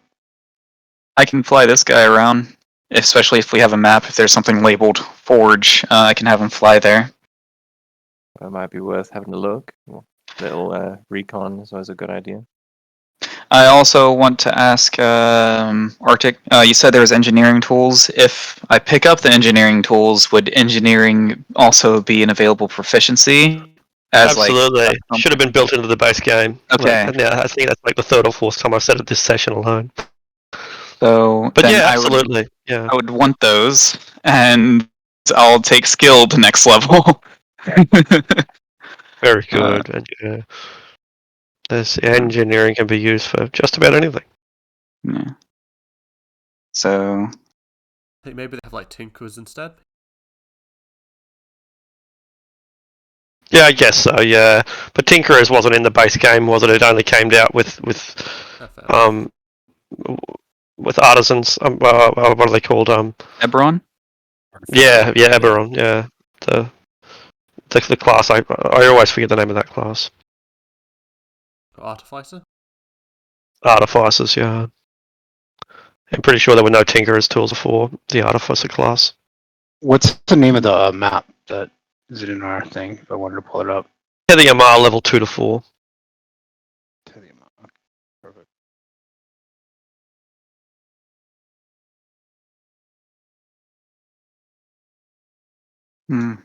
So I guess I'll have this guy flying around. Yeah, just scout ahead of us as we proceed. It's probably a good idea.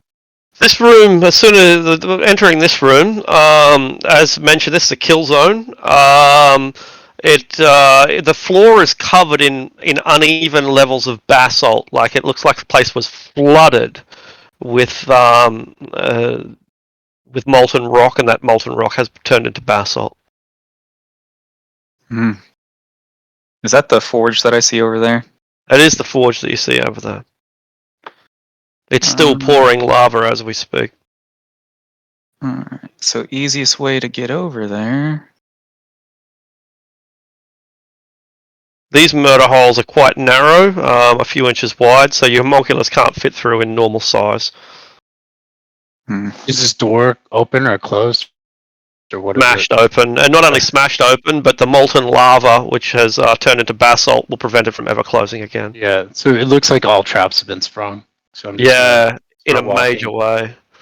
Like, they literally pour volcanic magma out through the roof, and that didn't orcs. God. I think what we're mainly worried about is what's under here now, or what's living here now. There is a grinding noise coming from this passage. What about that thing? Mechanical grinding noise or Stone grinding, like something eating stone. That thing that you're pointing out there, Eleanor, appears to be a dragon that is being manufactured. Oh. A bug-eyed creature appears around the end of the edge of the tunnel, and it comes for us without hesitation. Oh shit! It's about to get real. awesome. Initiative, we're rolling for nice. initiatives. Yeah, it's coming straight for us. It's not fucking around. Good, I scream at it. It bugs you out. Wait.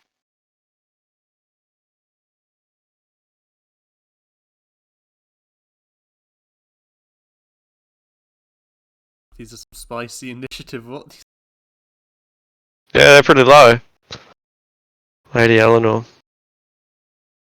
When you Alrighty, so forget where's like this? what a good score is relative, so when you've all done is like pretty bad, then everyone else will. Oh, beat the monster, and that's what matters. Well, I Where's hear the monster? You see it yet? Oh, I I'm see not it, sure if yeah. anyone does. Yeah, it's coming out of this tunnel up here. Okay. Well, I'll proceed. Brace yourselves. 15, 20. I just barely see on the edge of my dark vision now. Right. 25, 30. See, I have no idea what this creature is in character. So I will. Far away is it from me? Whoops. Don't move my whole token. 35 feet. I will ready an attack for if it enters my attack range. Wait, I don't need to do that. I have Polearm Master. I will dodge. All right.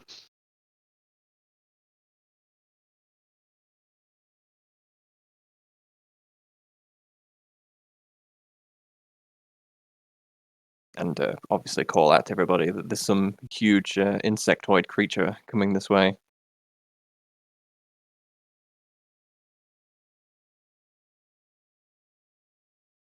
All right, Finnick.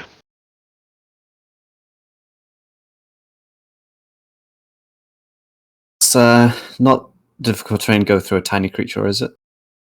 No, good call. It's not. We'll go 35 here.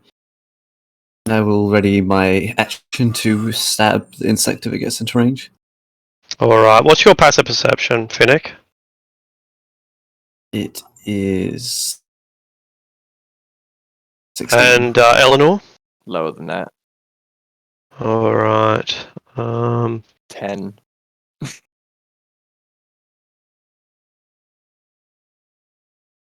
Okay. Cool. Same. The monstrosity, whatever it is, the bug-eyed, clawed, powers towards us. What's its speed? 30. I think flightless 5, goes before it, 10. doesn't he? 15. Oh, it does too, yeah. Yeah, flightless does, you're right, yeah. Yeah, because I don't normally say anything, because my initiative quite often bugs out. Like, I guess pun intended that time. Indeed. That's 20 feet. And it's Oh, just within my vision, so I will use my insightful fighting bonus action on it. Right. Guess can the bug deceive me? It's on Never Whisper. Highly unlikely. But it came close. I'll turn it. And then I will step back. Actually, I'll stand here. And I'll hold my action to throw one of the flint shurikens at it. If it approaches, well, yeah, when it gets within 20 feet of me. Alright. Predictably it does that, just that. 5, 10, 15,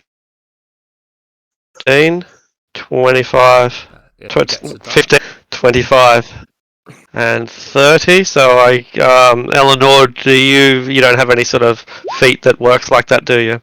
I do. I have a reaction that. Oh, you an do? attack. It doesn't stop it from moving though. It's just an attack. Right, just an attack. Cool. Alright.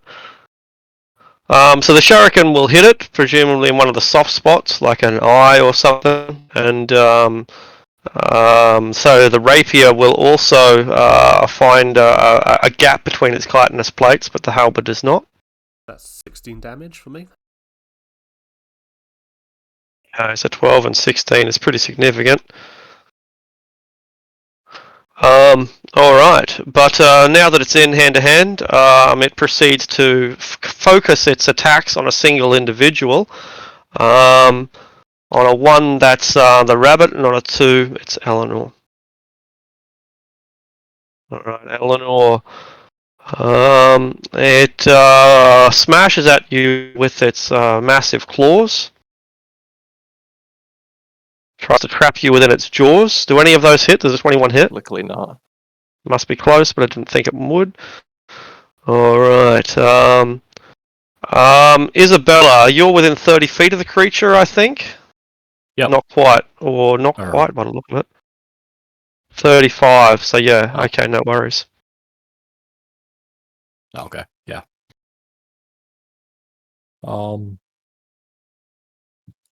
Yeah, I'll start by popping my blade song. Sure. What does that give me again? Does that increase movement speed? Okay. Then I'll run up there. Give it a good swing with my short sword.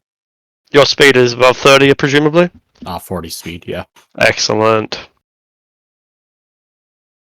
And you find a gap between its chitinous plates.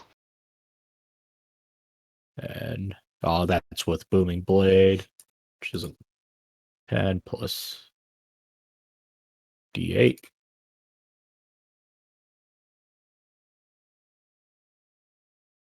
And second attack, I'll pull out the pistol and just blast it in the face. Right, straight point blank range, bam, right between the mandibles. Okay, and it's looking pretty gooey, like a cockroach that's been stood on but is still dragging its guts across the ground. It's leaking a lot of its internal fluid. It has no bones on the inside, just its exoskeleton. And yeah, we've opened up several wounds within this thing. Terrifying though it might seem to be, perhaps it's not such a great threat at all. Though the eyes, those buggy eyes, are bewildering and disorientating. And Moog, you're within 30 feet of it. You have to make a charisma saving throw. That's not good. Doesn't have a lot of charisma. Not enough. Flash of Genius.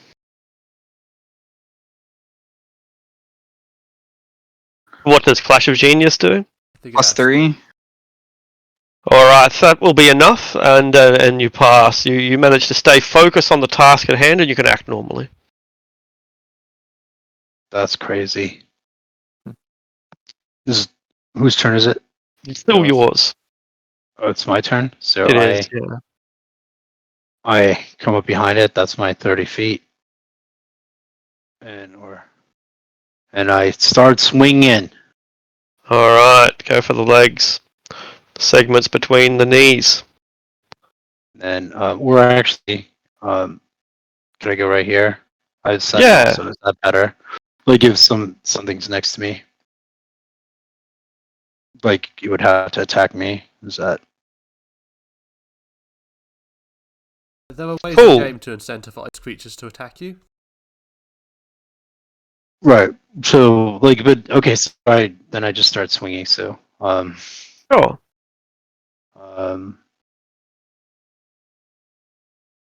Decisive blow, shatters its shell. Warhammer being a great weapon against an exoskeleton. and then And again, so do I we're tip it down? pulverizing this creature. Is that?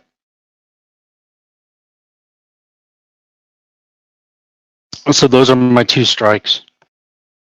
Right. Total of what? 31? That's nuts.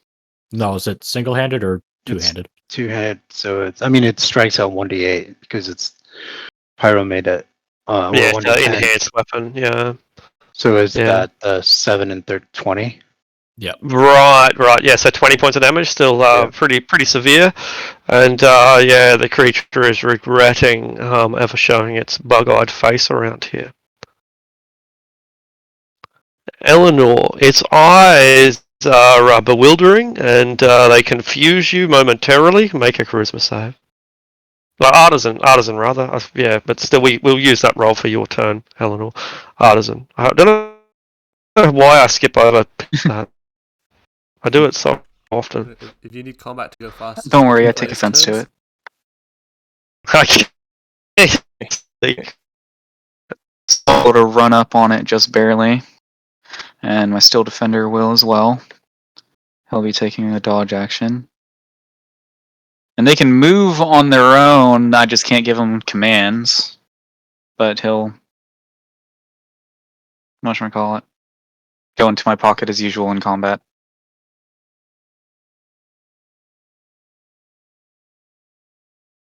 And dodge action on this guy, and that'll be my turn. Alright, Eleanor, you pass your charisma save. Right. I'll start laying into it.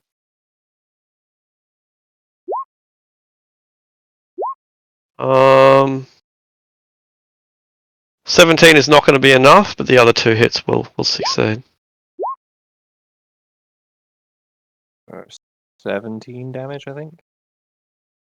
Mm-hmm.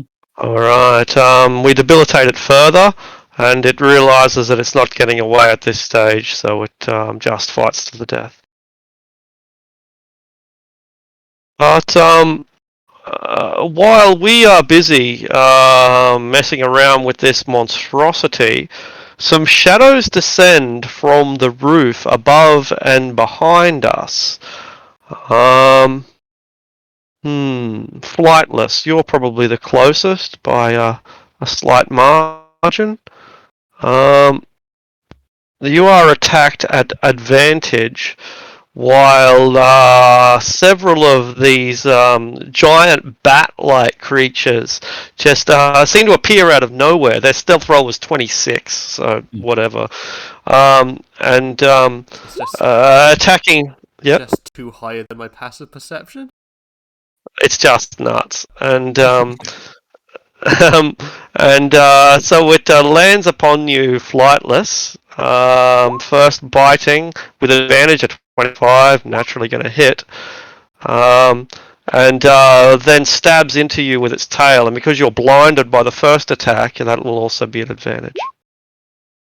15 going to be enough? 15 does not hit me. Unlikely. No, it would not. Okay, cool. So 10 points of damage. You are blinded and unable to breathe.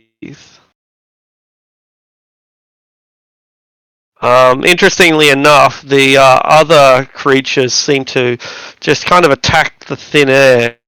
Or maybe they all gang up on flightless together. It's kind of difficult to work it out with any great amount of certainty what's happening here. Finnick. Charisma save. Is this like a gaze type thing? Yeah, that's right. Yeah, that's exactly what it is. Okay, cool. So does this count like the... Oh, no, never mind. Oof.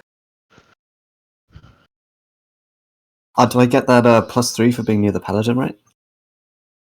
Other thing? Yeah, but I think 10's going to do it. 10 will What's- not do it. So you are confused. Roll a d8.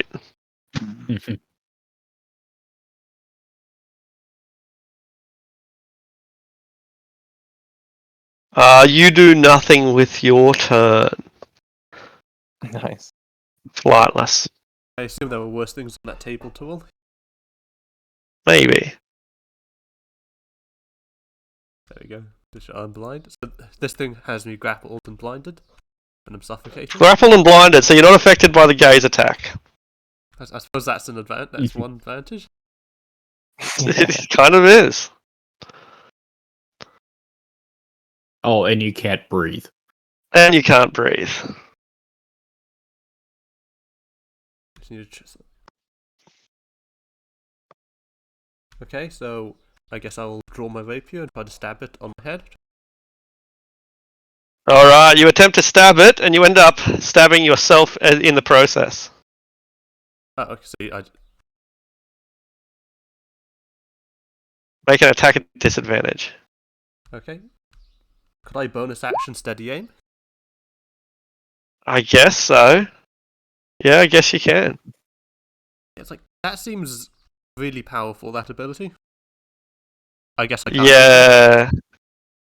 Yeah, it is pretty like OP, but still it's It part of the like game now, invincible.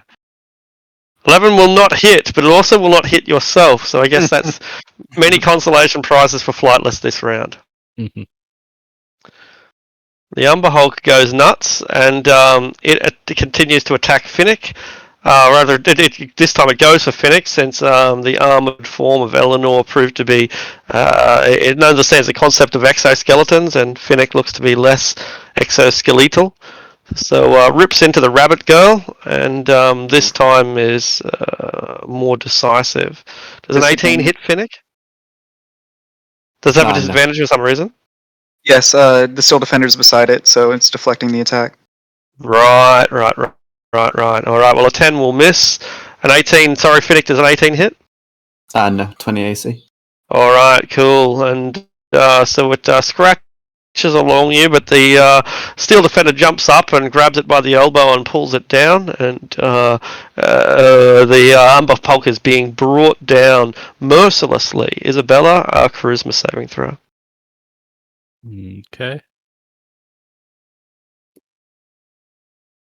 All right. You are confused. Roll a d8.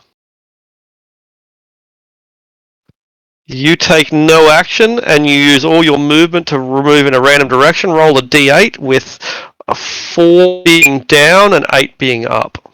4 is straight down. You provoke an attack of opportunity, presumably? No? Can't take an action, so Yeah. Alright, so the Umber Hulk will scratch towards you. Or rather, snap its jaws towards you. It clamps its jaws around you and rips off a great chunk of your flesh for 20 points of damage. yep. Nice. Now the cloaker, when attached, the cloaker can make this attack only against. So the cloaker can still make a tail attack against you, and it does so. 19 also hits. That won't hit me. No. No, this is sorry. against Attack of Isabella. opportunity? Yeah. Yeah, that misses. All right, and scratches along you, but isn't able to get through your superior armor. All That's right. only one attack from the cloaker. Yeah, that's right. Only one attack from the cloakers. Yeah, nice, astutely noticed. They all go for you, but only one of them hits you. Actually, move down to here. But yeah. Very good, very good, Moog. I am attacking the creature again. Crunch. You will split it apart with your first blow, and its confusing gaze is suddenly alleviated. So you can use your other attack to hit one of the cloakers if you wish. Okay. Then the closest cloaker to me that is in striking range. You hit it, and it disappears. Oh, is there only one? Maybe. Maybe one or two. So that's it. That's my end of my. All right. Artisan. Am I able to see one that's visibly attached to? They're all getting in there, mauling, all of them. Okay. Yeah, they mimic each Then- other.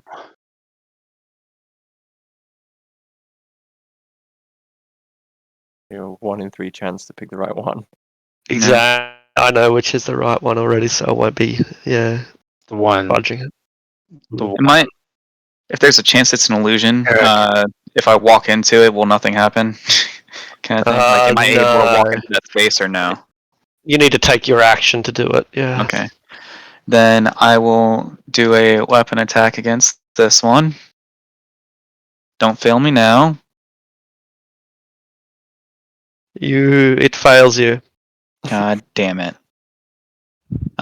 Making another weapon attack against that one. Alright. Does that fail me? It disappears. Nice. And so my Steel Defender will follow up. Run up.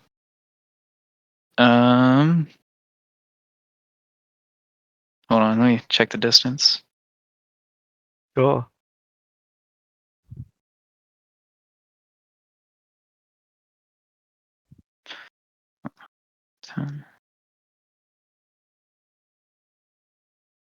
That is enough space to get in between both of them. And he'll do a force attack against this one. All right. Will that hit? Just somehow unable to get enough elevation to reach the creature that's flying off the ground and wrapping itself around the target's head. It's a miss. And I'll just move Artisan a bit closer. That's it. Lady Eleanor. Alright. Start with an attack against the closest one to me. All right. For 17. 17 is going to be enough. Does it poof, or do I hear the cleaving of flesh? You poof it out of existence. Ghost Clooker. Alrighty, I'll move up. More than meets the eye. See, I've already started to use my action to attack, so I don't think I could use it instead to grapple. Let's see. What do I'm not inclined to start attacking Flightless and hacking him to pieces. I will touch Flightless and cast Sanctuary on him. All right. Yeah, that's an interesting thing to do. I guess that's unable to very well attach can make this attack. So I guess it's still making attacks, which I guess it's still affected by. Whoops, I didn't mean to roll that initiative, but I guess it's still affected by the sanctuary. Like, Can you even touch Flightless when he's covered by the cloaker? it's only its head is covered, so yeah. Oh, the head? Okay. Yeah, so it's a good question, but yeah, it's attaches to the target's head. Oh, it doesn't specifically write it there. There you go. Attaches to the target's head. Yeah. Yeah, but good question. I guess the answer is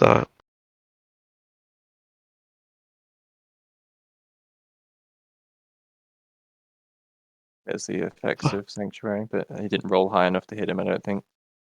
But wait a minute, can you cast Sanctuary? Oh, it's a bonus action, so yes, you can. Yeah, cool. Yeah. All right. So that wasn't a proper attack. I was just trying to show you. So the effect. I didn't even realize it was the Cloakus go next. So first of all, Wisdom saving throw, which it fails, and so the turn is lost anyway. Finnick. Am I still confused? No, I don't think so. Are you within range of it, or is it dead? The Umber Hulk is when it's dead. I'm pretty sure it has no effect. Yeah. And it's only till the start of your next turn. Yeah, unless it's incapacitated, so it's not going to affect you. How big is this creature? Could I stab Large. at its butt so it's I'm not stabbing him when you're flightless? No, because it wraps itself around flightless like a blanket. So by stabbing him, you're stabbing it, or stabbing it, you're stabbing him, whichever you prefer. It's damage transfer.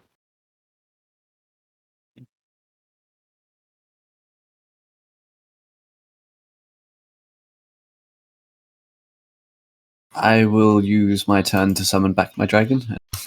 That'll be me. All right, you can drop him down anywhere you want.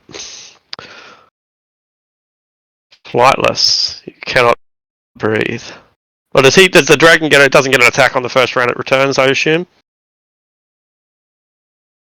Does it roll its own initiative? It goes immediately after you. Right. In that case, it would attack then. Yeah. If it goes immediately after you summon it, your turn ends, and then it can act.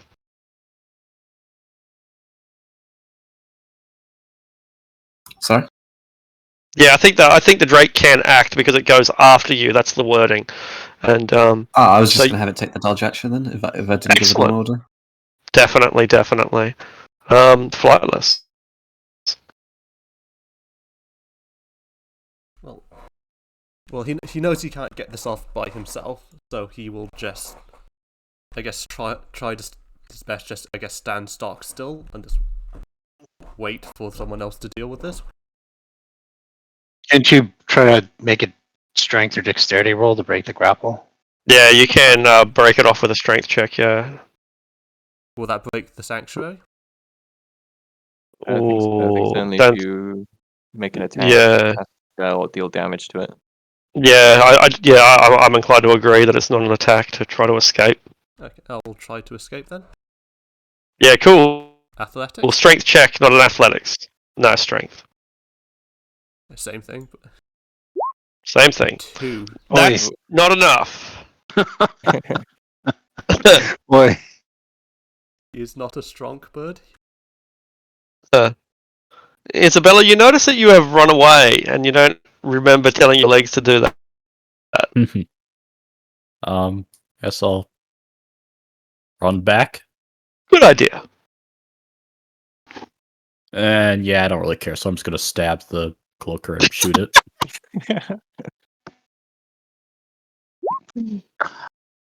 Alright, evidently your subconscious cares more than you do, and you don't summon the strength to. There we go. There we go! Bam! You The still bullet gotta goes make, straight through the cloaker and into Flightless. 5 points of damage to you, Flightless. boy. Apparently, the cloakers are not made of Kevlar. They're not Kevlar cloaks. So, Moog drops his shield and hammer and jumps on the beast with these cool gauntlets and sees, like, if he can open up the grapple, like punching it once and then trying to open up the grapple. All right, yeah, sure. I don't know if like I can trip something. I don't know if any of my special maneuvers matter, but I roll a 1 to 6 with the punching with those gauntlets. Sure. I don't know if a disarming attack would be a maneuver or a trip attack or any of the extra attacks would matter. Nope. Yeah. It's a good argument. Can you disarm the cloaker of a Flightless? Or like I've got a tripping Yeah. attack. Like I don't know. Yeah, just do sweeping attack. Attack us all. Well, yeah, not Yeah. or the trip. See, probably not because it has no legs to be tripped. You know, like I know that's not strictly how the thing Well, if I was works. But grappling and jumping on it and hitting it, try to flip it on its back. But I don't know Yeah. how that rolls. So possibly. Tell So me what- you can have a go. Yeah, you can certainly. We can give it a go. Yeah, and like you'll pull Flightless to the ground in the process.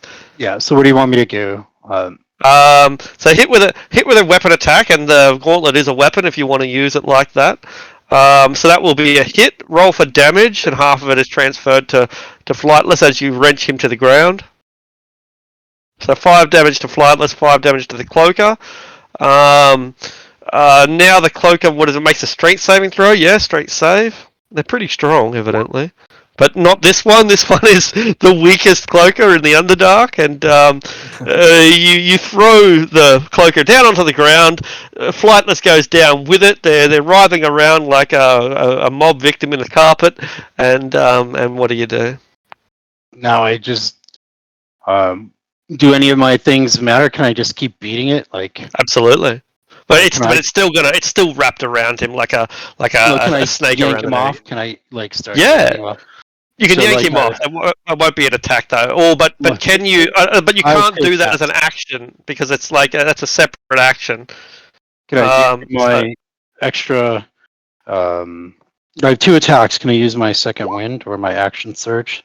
You can use your action surge, but not your second attack. Yeah, Okay. action surge. Can I use my action surge to pull him off? Absolutely, and then you can make your second attack, assuming he gets off, or even if he doesn't, for that matter. Cool. So yeah, it's a strength 16 check for you, and you've still got your next action. You've still got your next attack left if you want to use it after the action set. So yeah, you rip him off. Flightless is freed from the grip of this monstrosity, and you've still got 1 attack. And then I'm gonna hit him with the gauntlet again. And I don't know if that hits. He is prone, so it's a critical hit. Sweet. Can I use the dragon's reaction to add 1d8 6 fire damage, and since the crit would be like doubled. Yes, 2d6. yes. If that's how that works, then yes. Yeah, is that? Would you think so, Kyle? I have no idea what he's doing, so sure. Yeah, I think so. Yeah. I thought that you Doing, were this thing. interjecting. 1d6 2 attacks. It's pretty Very good. Very good. So yeah, so it's an extra d6, or in this case, an extra 2d6. So press the gauntlet button for the damage, then roll 2d6 into. So I did the gauntlet was 9 plus 6, so 15. Ah, cool, 15. I didn't even notice that. Yeah, cool. It's a great hit, and the fire damage as well. 2d6. Yeah, in this case it's meant to be 1, but this time it's 2. So a little bit of a burn as well. The cloaker is vulnerable on the ground, making it an easy target for Artisan. I will actually hit something. God.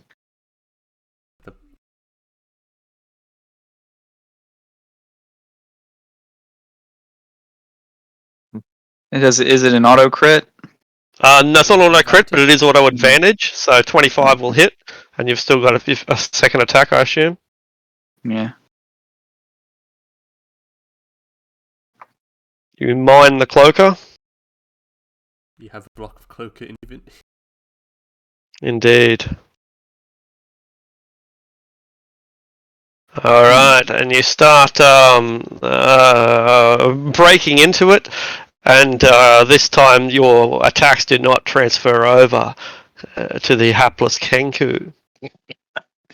So I think Or damage-wise, my character's taken more damage from falling damage than teammates than enemies.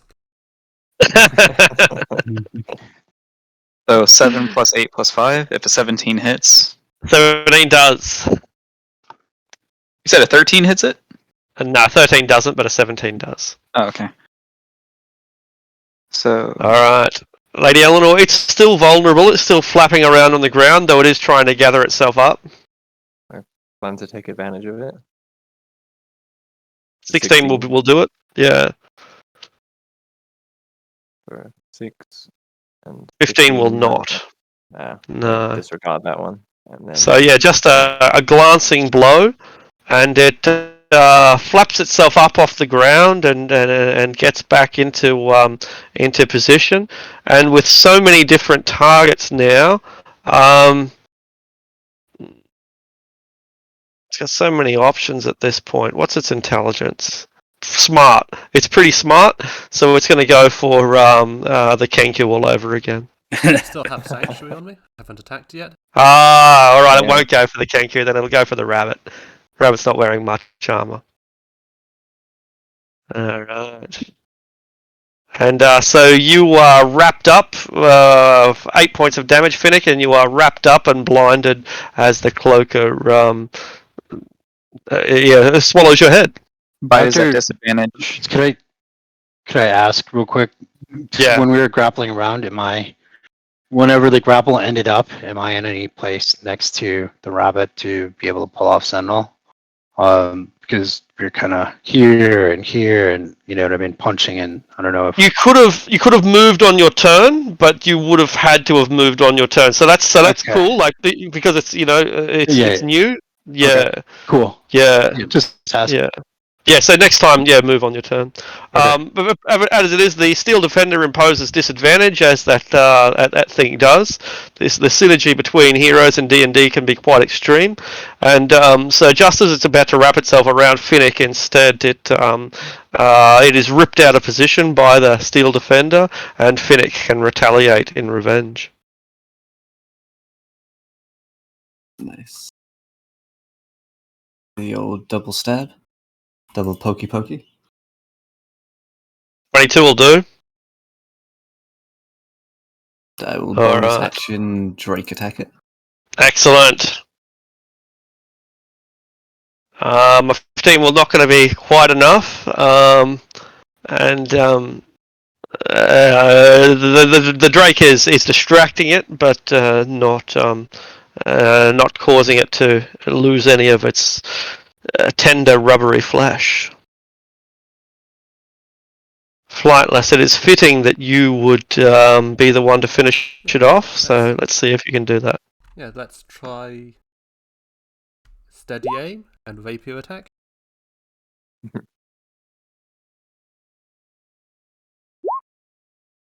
Nice. Should have been a 25. And I reckon that will kill it, but let's see what the dice say. And the survey says 17. 17 is going to be enough. So yeah, challenge rating 5 and a challenge rating 8 at the same time don't pose a lot of threat to our party. You know, it's a sign of of our competence, of our durability, that we are able to deal with a pair of creatures like that without it causing much more than an inconvenience and possibly an embarrassment for a few of us. It's probably not good for flightless, like his paranoia that something managed to sneak up on him. Yeah. What was it, 24 passive perception? Flightless got mugged by everybody. Well, buddy, you can actually wear it if I can take its skin.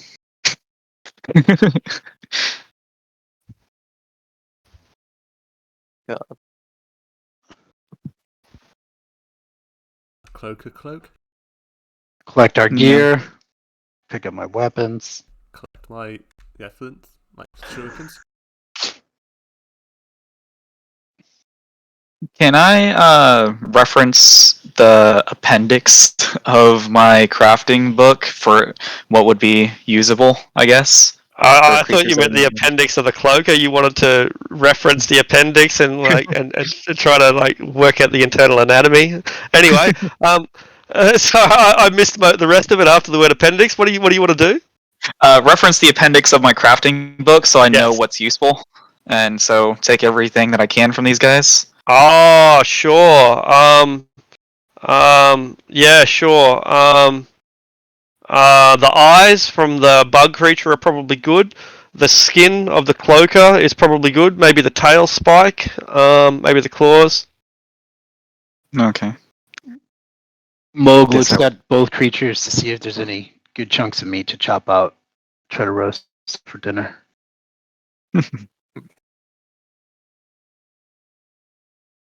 So yeah, and probably next is that giant mechanical dragon that's being built. Well, we got an oven. Skewer him up. Have a little barbecue. Yeah, don't worry. The next encounter is just the equivalent of Mecha Godzilla. Yeah, we got this, fam.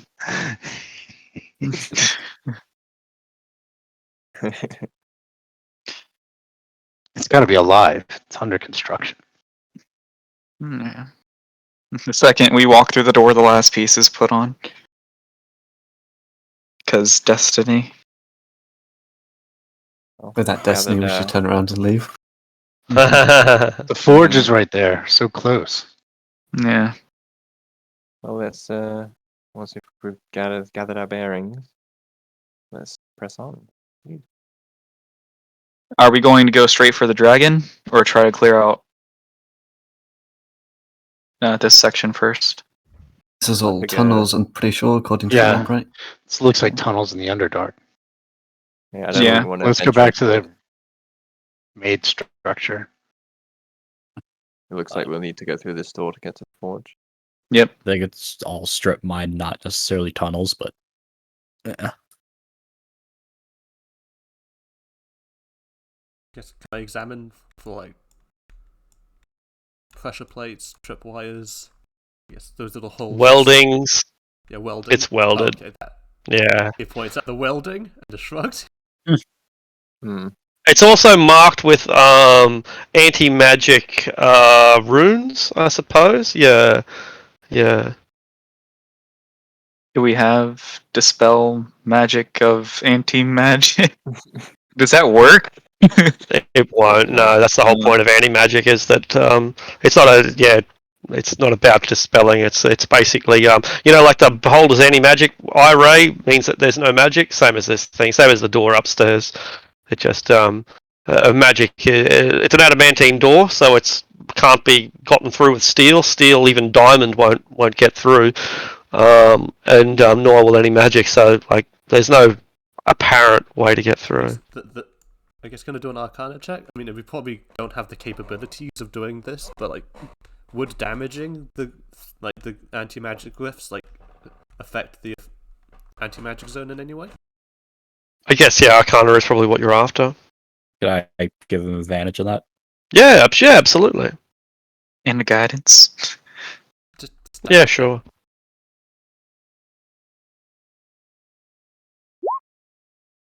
Yeah, great. Yes, but you'll need an adamantine weapon to do so. Nothing is going to harm something made of adamantine except more adamantine. Adamantine ore. Yeah. That's our conundrum. We need a forge like that to make adamantine tools and weapons, but we can't get in there because we don't have an adamantine tool or weapon. Precisely. I'm just gonna shoot it. Bam! Bounces straight off, ricochets, and nearly kills the cat. And didn't know we had a cat. But anyway, It just springs in the corner, like dead cat over here. Oh, sorry. Shit. It turns out it's a beast person. They just walk out. It's the tabaxi. I kill a lot of tabaxis. So tabaxi does. Death Pussy was just following us. Yeah, Death Pussy has been stalking us since level 3, and she's dead now. What material is the walls of this area that I'm in now made out of? Stone? Yeah, what are these Yeah, that's holes? right. Sorry, Kyle? Oh, what are these murder holes?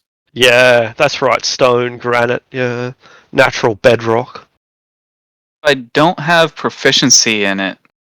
Can I do. not use tools at all? You have stoneworking tools proficiency? Yeah. Okay, you can also Thank use you. the book, which will give you expertise if you don't already have it. Because I'm I don't thinking know if the I have the Mason's doors. tool. Go ahead. So I don't know what, I've never used the proficiency, so tell me what. So go to the tool proficiencies and custom Yeah. skills. Go to your stone tools and press the cogwheel. Where it says proficiency bonus, set it to expertise. Proficiency, query attribute mod 0. Yeah, you have Guidance. expertise with the book. So You can use strength as your attribute mod, since strength is a feasible thing when all you're trying to do is break down a wall. Or you just roll it and add +3 to it. Yep, that works too. Okay. Figure if the door is indestructible, then it'd be easier to get through the wall instead. Kool-Aid Man it. Yeah. you can slap guidance and if necessary, whatchamacallit. There you go. Oh yeah. All right, so Moog, tell us what you're doing. Give us a visual. So I'm looking at the map of where everything is. There's Yeah. up here. There's it looks like there's a room that's going down into steps. Yeah. To the right. So I'm going over by seeing if there's any place that looks like it might be soft, maybe in the corner here. Brilliant. And then maybe go into the bedrock around the hardened stuff and see if we can make a hole so we can sneak into the room. Right here. Excellent. Takes about 10 minutes, so guidance isn't much use, but you don't need it anyway. And you work out the way around an indestructible door is to go through the destructible wall. Brilliant. So yeah, just like a hole right here. Get through. So can we go in there, or is that Sure can. all right? Dug through. All right, so this room is hot. This is a big room. It's a room so big that even with the molten magma lighting up the middle of it, you almost certainly can't see the back end of it. It's a huge room. It's hot thanks to the lava river that is in the center of it. This is some kind of anvil, or I don't know, maybe that's the wrong word. I guess no, these are the anvils. These are the anvil. This is some kind of, I don't know what it is. Smelter. Yeah, smelter. That's what it is. It's a smelter, and the lava pours out of that and forms into a river, which then drains so that it doesn't harden. It's constantly being fed and being drained. You would need heat like this to purify mithril and to work adamantine. So that's how the mines of Tethyamar made their fortune. They didn't last very long, but while they were lasting, they were extremely rich. To the north, there is an open passageway that leads to an area that's marked as barracks in the Dwarven tongue. These areas in here would have served as a final stand if anyone had ever actually made it through the door or through the wall the way we did. But this place, filled with soot though it might be, is apparently quite empty, save for the dragon. This dragon appears to be made of adamantine or iron or something, some huge dark gunmetal coloured monstrosity, and the dragon is still held in place by chains and by scaffolding. That's the word I'm looking for.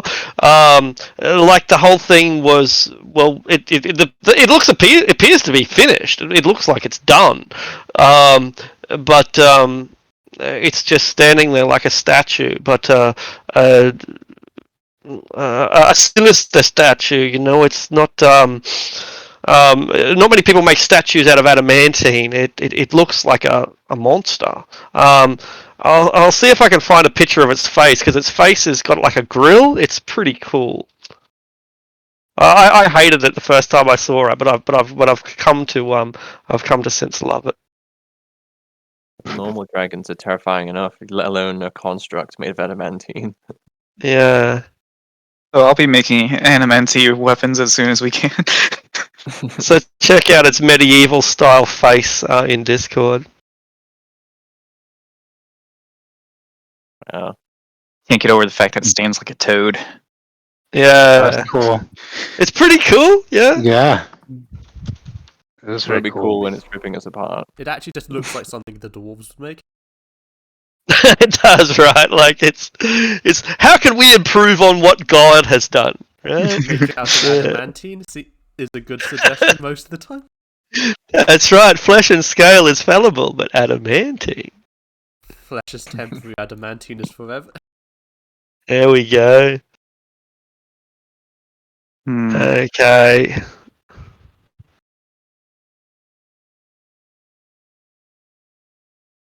So I pat Pyro on the back and be like, "You're home, laddie." stop right there. Nobody move any further, because suddenly the dragon's mouth begins to glow red hot, and we roll for initiative. Oh no. Quickly. Do we leave this for next week, or do we get it started? I'd say we get it started. We got 45 minutes. 15 Might as minutes, well. yeah. Oh, 15, 15. Yeah, whatever. It'll give us a good taste of just how fucked we are. Yeah, that's a good way of looking at it. Yeah.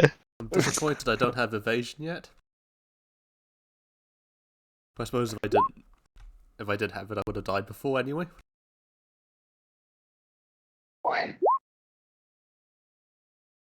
What is with my rolls today, man? Better than the adamantine dragons.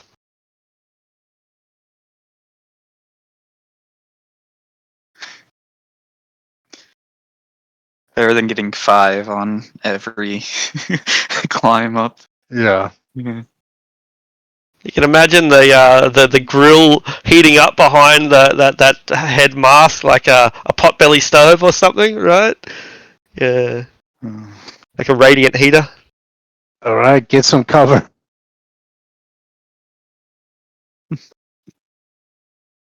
Okay, Finnick.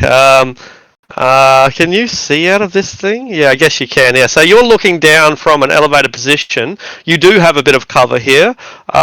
This is like meticulations or whatever the top of a castle is called, where people fire their arrows and their crossbows and whatever else. So you've got partial cover up here. It'll give you an extra 2 to your armor class if you're interested in staying there. How high up is this? 20 Alright. feet high, 20 feet up. Yeah, so we I didn't mention it, and I should have, but Moog would have had to have get into some elevated platform to do the mining, but I didn't bother mentioning it, which I probably should have. Mo can Oh, build that. you- He's got carpenter and mason. It's like There you go. So you built like a not scaffolding, but yeah. well, I guess scaffolding. Yeah. 35 movement to get there. And is this tall enough to like hide behind from it? Not really, because that top part is broader than the bottom. It's like a you know what a clothesline, an old-fashioned Hills Hoist clothesline looks like, or a flower. You know what a flower looks like? It's got like a stalk and then budding at the top. That's what this is. So the stalk is only about 5 feet wide. It'll provide some small amount of cover, but not much. And then I will take the dodge action and then just have the dragon fly like somewhere down. Yeah, I have to check how far I can fly. Yeah, good Yes, idea. And then take the dodge action there. Excellent choice. Flightless, you watch as the dragon flies, and I don't need to ask you how that feels. But free action cry. But he will take up his holy symbol, the holy symbol of Tethyamar, and channeling divine power through it, he will issue forth in a voice of Tethyamar, like a fight with honor, as he casts bless on himself, Lady Eleanor, All right. and Finnick.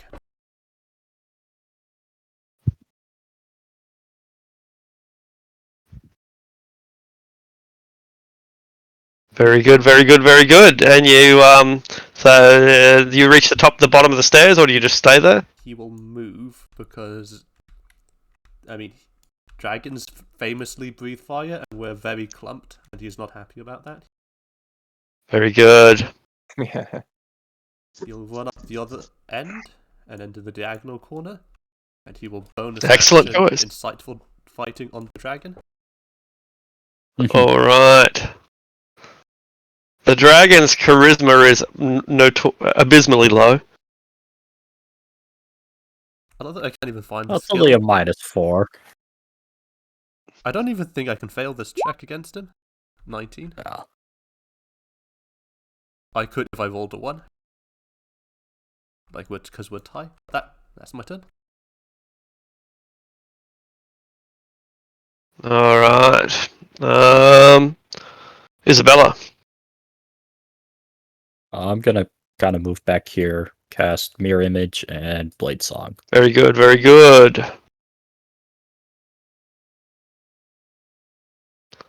Lady Eleanor, the party is splitting like, I don't know, rats. Yeah, I can see why, guess. seeing as it's a dragon-like construct and its mouth is starting to heat up. Sure is. Let's see. If I can move.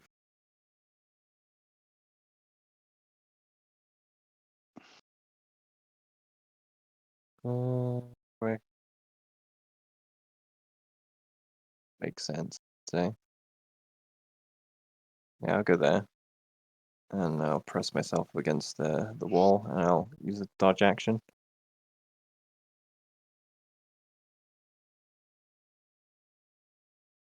All right. Artisan, you act just a moment before the blast of superheated energy comes out. All right, so I am going to do something probably dumb, but I want to yell out to it. How high is this? 20 feet up, and so is its Oh. platform. I want to yell out, wait, Great One, we are the inheritors of Tethyamar, and I'm going to raise my clan crafter, Delzone clan crafter insignia, and say I've merely come to take my post in the forge. Very good, very good. But you will discover that this dragon is, while intelligent, sentient, it's not really truly sapient.